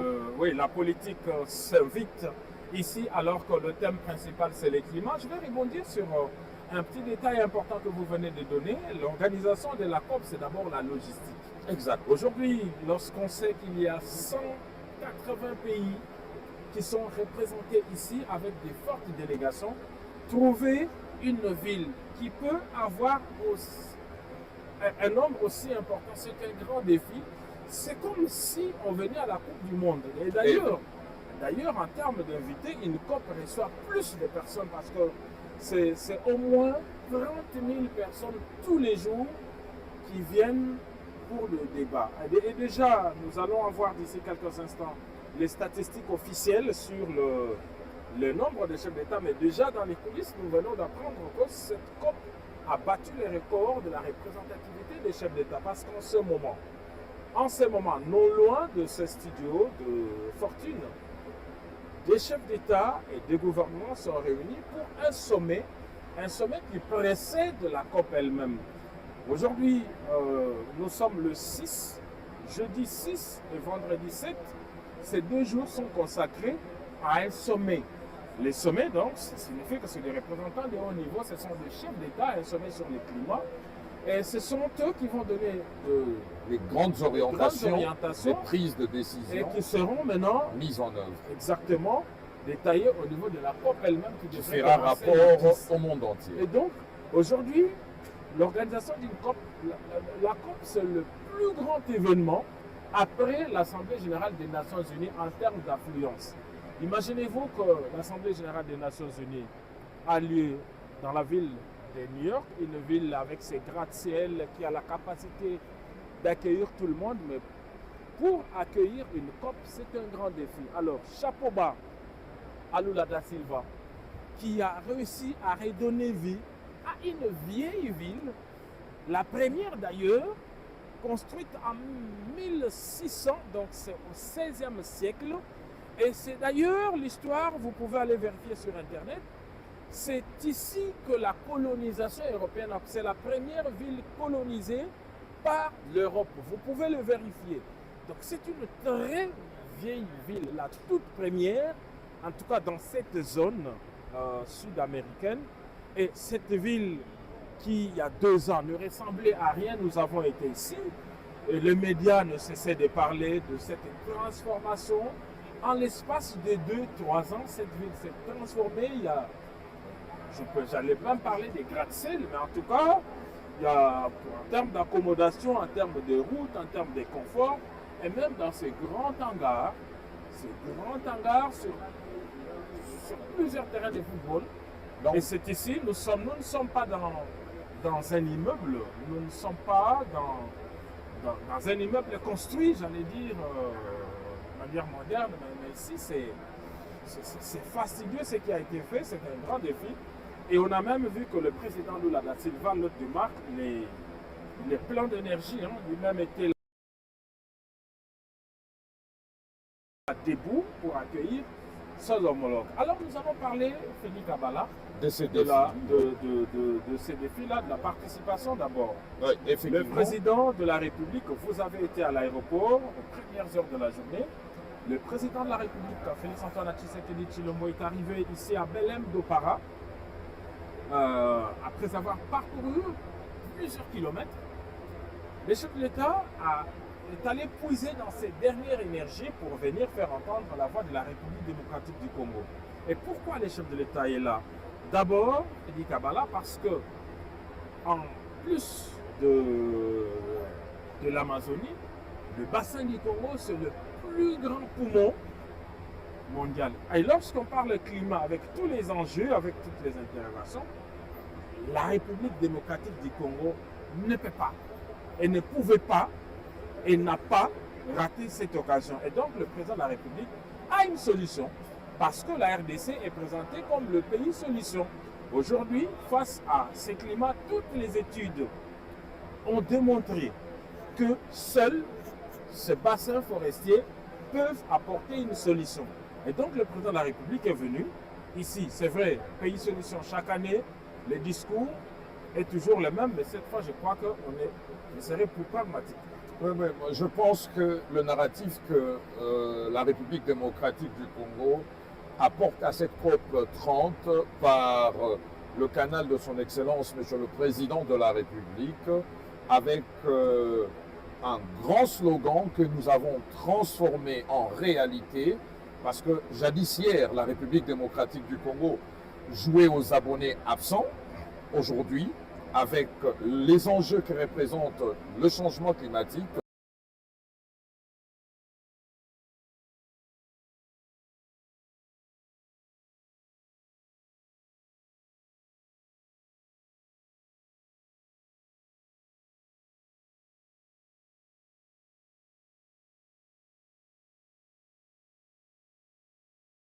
well-being in all countries. But we know that these risks often fall hardest on those who contributed least to the crisis. This demands urgent, coordinated action. We must ask ourselves, what legacy do we wish to leave? Because the impact of all our choices will be felt by us all around the world, in the safety of their homes, the stability of their livelihoods, and the health of the natural world that sustains us all. The road ahead will be tough. We must transform the way we power our lives, produce our goods, move from place to place, and care for our land. But this is not just a challenge. It is a profound opportunity.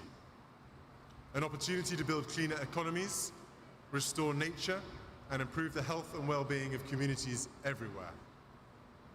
It is an opportunity to grow our economies, develop new technologies, and create secure and affordable energy systems that are central to our future prosperity and security. Action on climate not only protects future generations, but is a powerful engine to create better jobs and lives today. We need to work together to build resilience from the escalating costs of climate change and become nature positive. This means incentivizing protection and restoration, not destruction. It means recognizing nature's true value, not only in economic terms, but in its ability to sustain life, culture, and community for everyone to enjoy. As we stand together in the heart of the Amazon, a region not only vital to global climate stability, but also home to indigenous communities who have safeguarded these forests for generations, we are reminded that true climate leadership means listening to those who have lived in harmony with nature and empowering them as stewards of the planet's most precious ecosystems. At London Climate Action Week, I convened governments, philanthropists, and indigenous leaders to issue a call to action for land tenure and forest finance pledges to be delivered at COP30 here in Brazil. That call to action continued through New York Climate Week in September and brings us here to Belem, where we must listen to the voices and leadership of indigenous people and local communities who care for half of the world's land and a third of its remaining intact forests.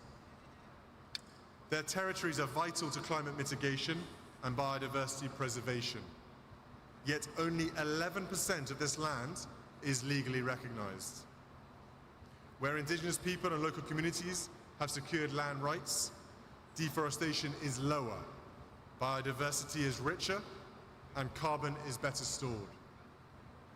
Yet nearly 800 million hectares of their land remain unrecognized. 10-year security empowers communities to resist harmful projects and pursue sustainable livelihoods. This is not just a moral imperative, it's a practical climate solution to the climate and biodiversity challenges our planet faces. Let us build a future where indigenous people and local communities are recognized as global climate leaders, where their rights are protected, their voices heard, and their knowledge respected as vital to the health of our planet. This week in Rio, I had the privilege of meeting representatives from indigenous people and local communities at events hosted by the Earthshot Prize and the Royal Foundation's United for Wildlife program. Their connection with and tireless efforts to protect nature are nothing short of inspiring.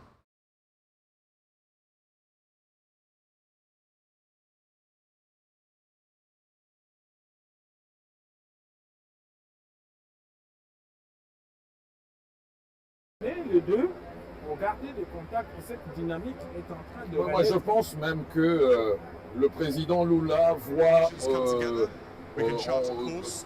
très clairement à travers le président Tshisekedi un allié de taille.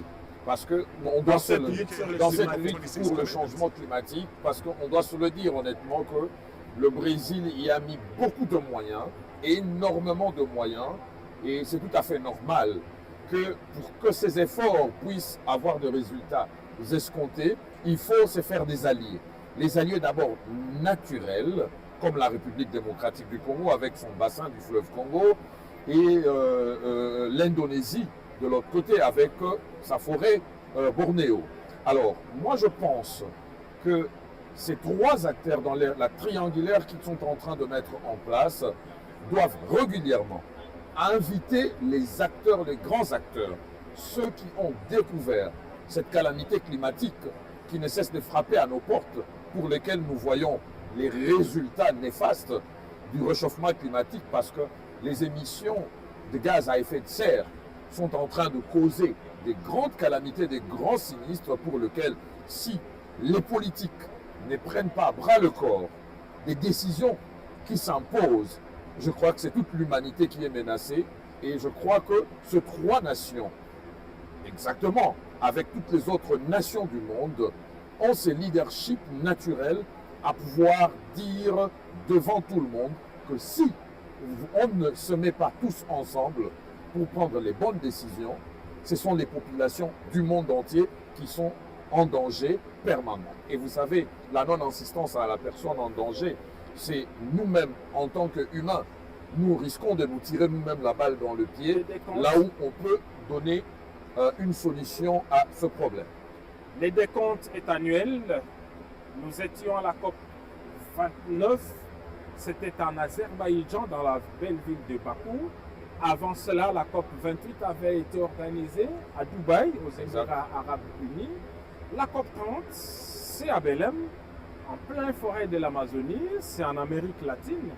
Et c'est une COP qui a une sensation particulière. En tout cas, en termes de détermination, on voit, en termes d'engouement également, en termes de défis.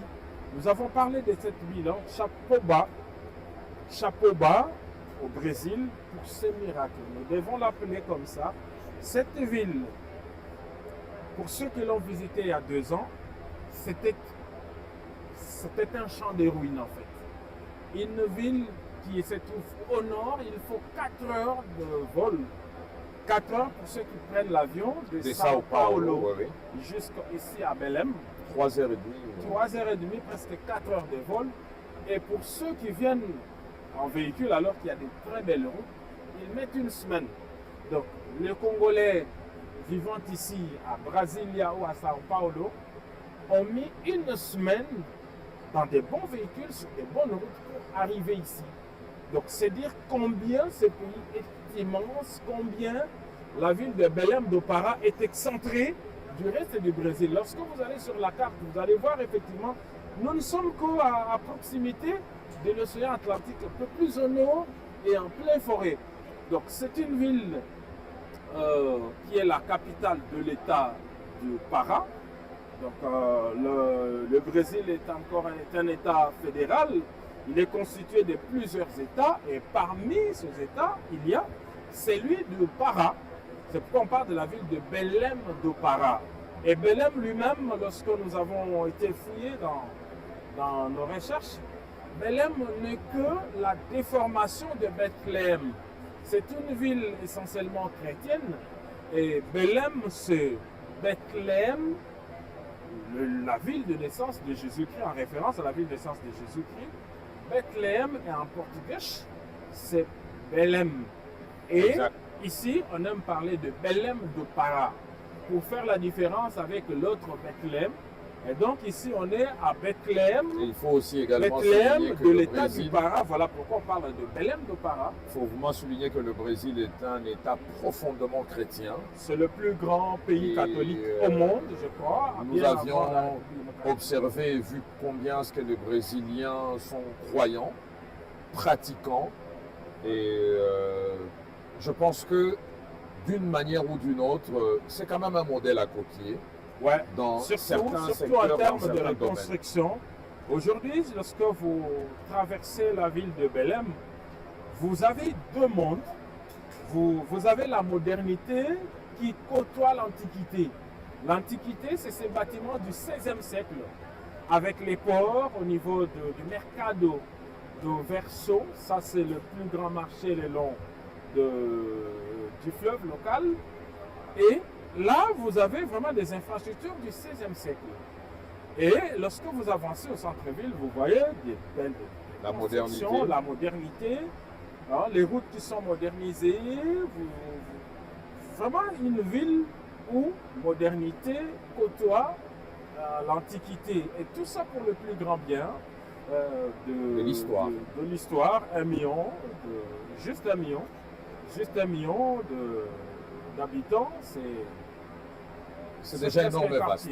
Voilà, c'est déjà. Bon, en tout cas, il y a de la place ici à Belem do Para où nous nous trouvons. Mesdames et messieurs, restez branchés.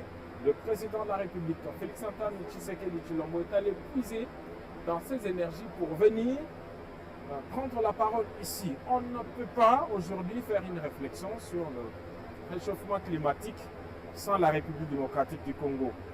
Pour le 29 édition précédente, et c'était ça l'erreur de la République démocratique du Congo, lorsque c'est le président Félix Antoine Tshisekedi Tshilombo qui a donné de la valeur à cette question climatique en participant à COP. Parce que bien avant, aller poser la question pendant 18 ans et même avant, aucun chef d'État. Et donc on parlait des forêts, du bassin du Congo, sans la République démocratique du Congo. Et donc d'autres États en ont profité pour faire asseoir leur leadership. Directeur, je ne peux pas vous dire aujourd'hui. Oui. J'aimerais juste ouvrir une petite parenthèse qui est anecdotique. Ouais. Il y a quelqu'un qui m'écrit sur le réseau, sur mon profil, qui me dit dans notre langue nationale, intérêt à peuple ezanini na likambango ya climat. Ça va te expliquer bango intérêt ya peuple. Bana Congo.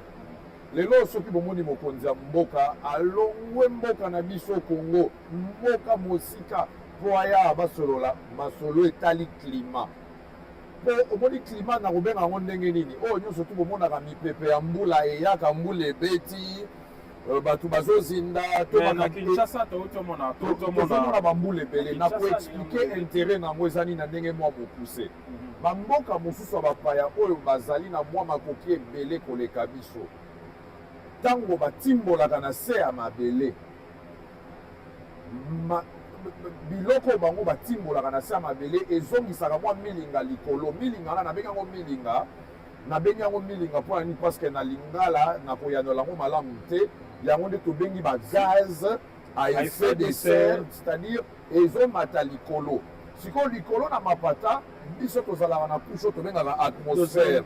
Atmosphère na biso ezalaka na couche d'ozone na kati.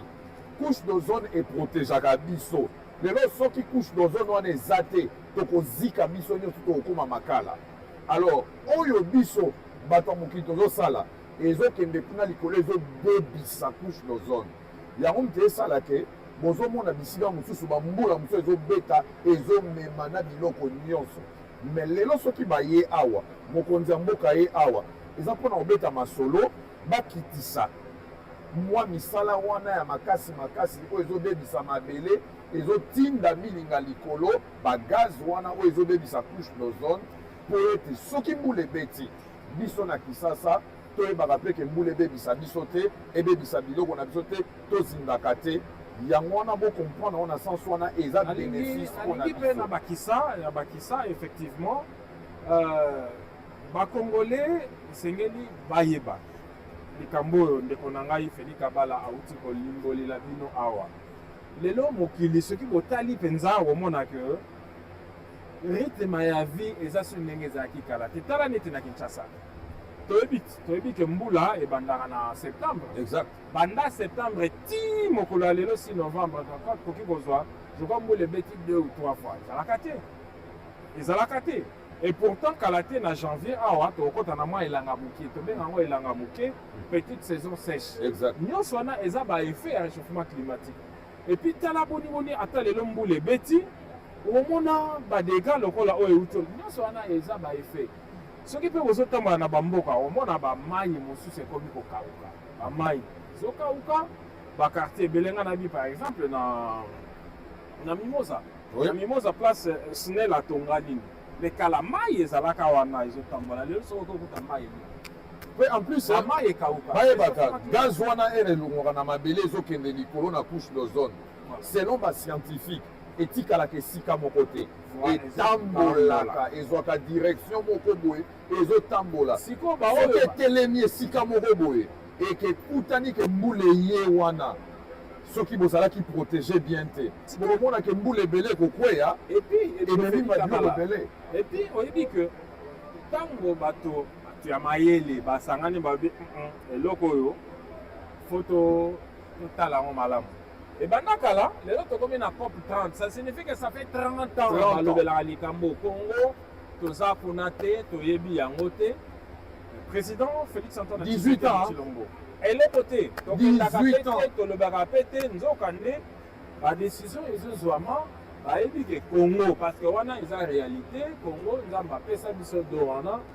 tozali na moko ya bazamba ya monene na mboka donc nsima ya Amazonie eza nde forêt na biso en plus toza na 10% ya bamai ya kitoko bamai ya monde mobimba 10 monde mobimba allez-y comprendre alors makambo elobamaka awa bato bayaka te bato bayaka balobaka yango ko président Félix Antoine Tshisekedi abi te likambo tokotika boye te abi mais solution ya monde surprise ya liboso to ya boye tokokuta non voisin na biso moko azwa ne leadership doso babi bassin du Congo abi ezanga etango ayaka pe moko babendaka pe mbongo tolobango mbongo pe bimaka masolo ya bazamba ya forêt équatoriale balobaka. Et voilà pourquoi donc le président de la République a dit non makambo il faut échanger. Donc soki bomoni mokonzi ya mboka auti aza kolemba ako aza mutu auti Dubaï auti pardon auti Doha. Avant Doha, autaki Égypte, autaki na France. Nyonso na kaka pour na roluka ma solution pour na Congo. Donc ce que bomoni à Longwe Doha après 15 heures de vol à Eti-Awa parce que c'est les enjeux sont très importants. Très importants. Awa bazo lobela makambo ya ba forêt. Mais on et imaginez-vous président non avant ni na ye. Directeur. Pour appeler ça tout plaisir. Directeur. Voisin na biso na sepelaki na eloko moko voisin na biso depuis président Tshisekedi azwi bokonzi na mboka akoma osola na président bayaka masolo oyo ensemble mpo ndambu ya zamba na biso ezalaka mpe epa na ye ya monene nde eza epa na biso 80%. C'est clair lelo oyo nga nakoki mpenza kokondane ye te na passé wana parce que eza biso moko moto créaki vide wana parce que vide wana tocréaki il fallait voir c'était quel leadership on avait à la tête de ce pays la République démocratique du Congo. Alors avec le président Tshisekedi aye lokola aza moto alingaka kosala na bato akatisi ebale ake komona papa oyo aye akomona kulutu oyo aye abengake mon papa excellence. Et c'est d'ailleurs lui, En le gros, président mon papa excellence, force est de constater que ces forêts vitables sont aujourd'hui... Parce que le bassin du Congo, c'est pas seulement la RDC. Understand that the forests are in danger today.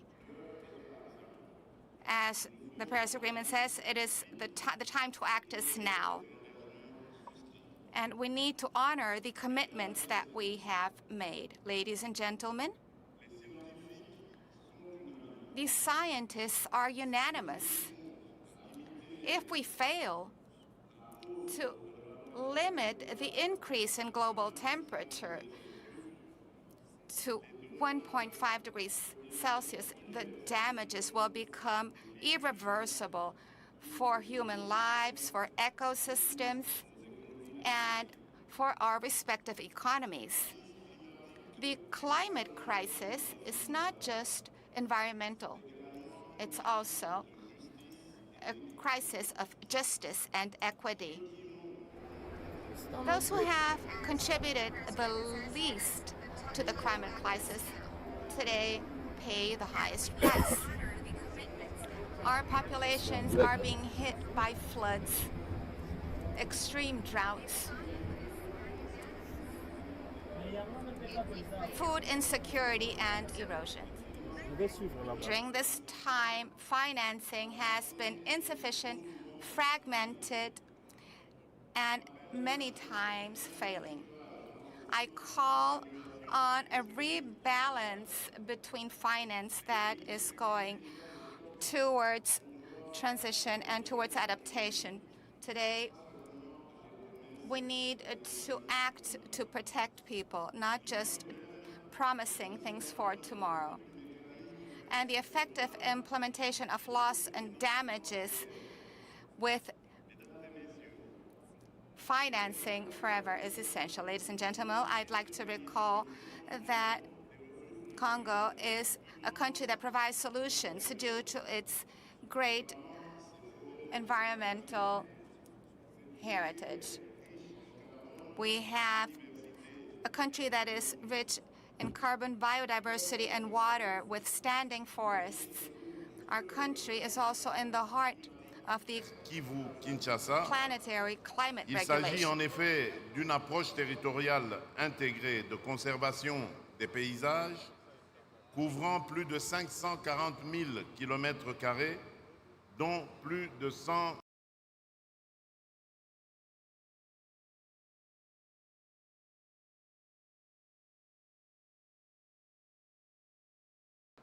renforce les droits des populations locales et organise une économie circulaire fondée sur la forêt et non contre la forêt.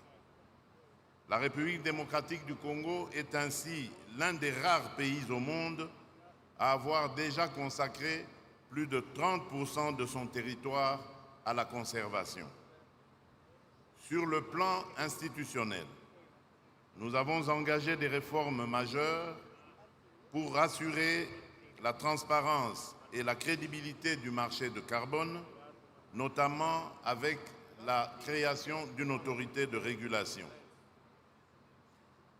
Dans la même perspective, je voudrais saluer l'initiative brésilienne Tropical Forest Forever Facility. Mon pays est disposé à coopérer avec le Brésil et d'autres partenaires impliqués pour la réussite de celle-ci.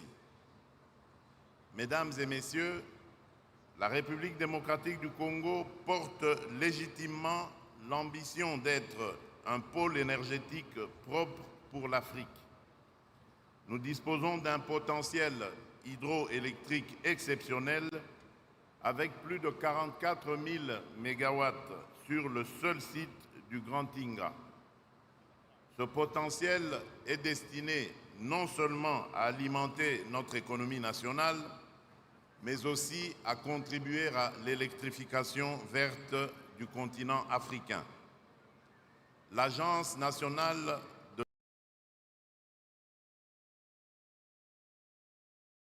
l'électrification et des services énergétiques en milieu rural et périurbain en serre.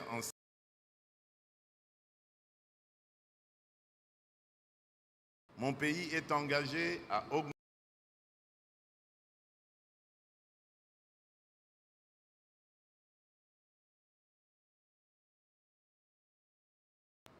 l'agression que subit mon pays est aussi une guerre écologique en ce qu'elle détruit nos forêts, nos aires protégées, nos parcs.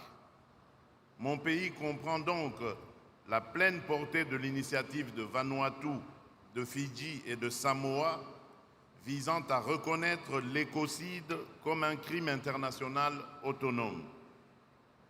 Détruire délibérément une forêt primaire, une tourbière millénaire ou une aire protégée essentielle au stockage de carbone revient à compromettre l'avenir de l'humanité. Mesdames et messieurs, distingués invités, comme je l'ai mentionné à l'entame de mon propos, nous devons agir. Je recommande l'application effective des engagements pris à Bakou, en l'occurrence le décaissement des 300 milliards de dollars par an. Je formule vivement le vœu que la COP30, ici à Belem, marque un départ dans notre volonté commune de léguer aux générations futures une planète où il fera beau vivre. Pour ce faire, il nous faut agir maintenant dans un cadre multilatéral fondé sur le respect des engagements, la justice climatique et l'équité. Je vous remercie.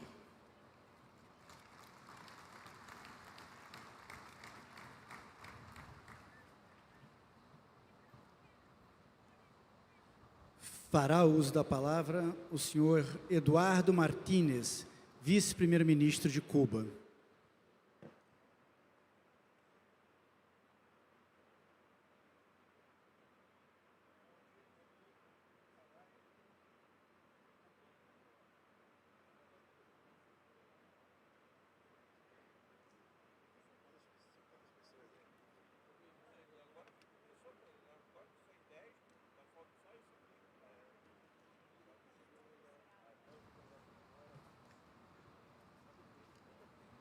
Querido presidente Lula, distinguido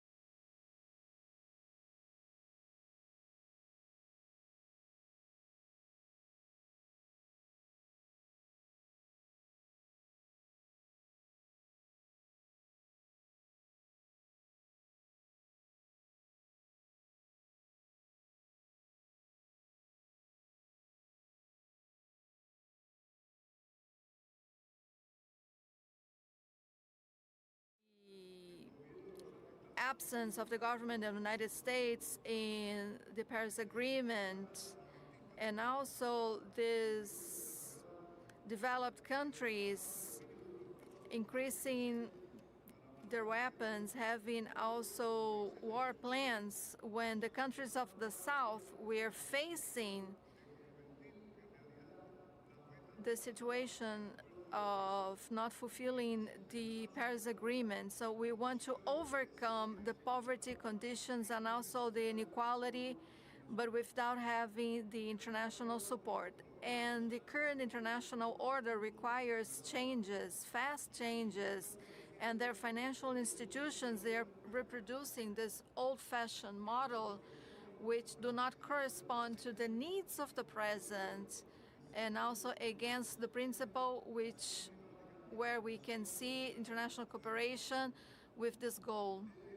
So we should abandon the direct access and expanding the funding, including for islands, development islands, that we can see their vulnerabilities. So Cuba has this commitment with this multilateral system, with the process under the Convention and Paris Agreement. So in this sense, our country presented our transparency report and also updating our national contribution. And the biggest challenge to implement our national contribution is strengthening.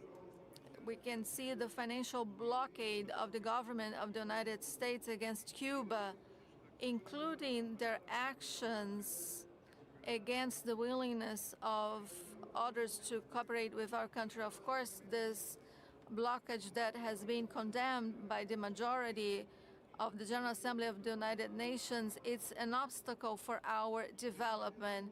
So we should have a world without protectionism and without unilateralism. So we should mobilize political willingness in order to revert current inequalities and to provide the necessary conditions in order to amplify the implementation of our actions, our climate actions, as was mentioned by Fidel Castro in the Conference of Rio in 1992. And I'd like to mention we should end selfishness and also the lack of sensitivity, because tomorrow will be too late to do what we have done in the past. So thank you so much. Fará uso da palavra o presidente da República do Congo. We will now hear of the President of the Republic of Congo, Denis Sassou Nguesso.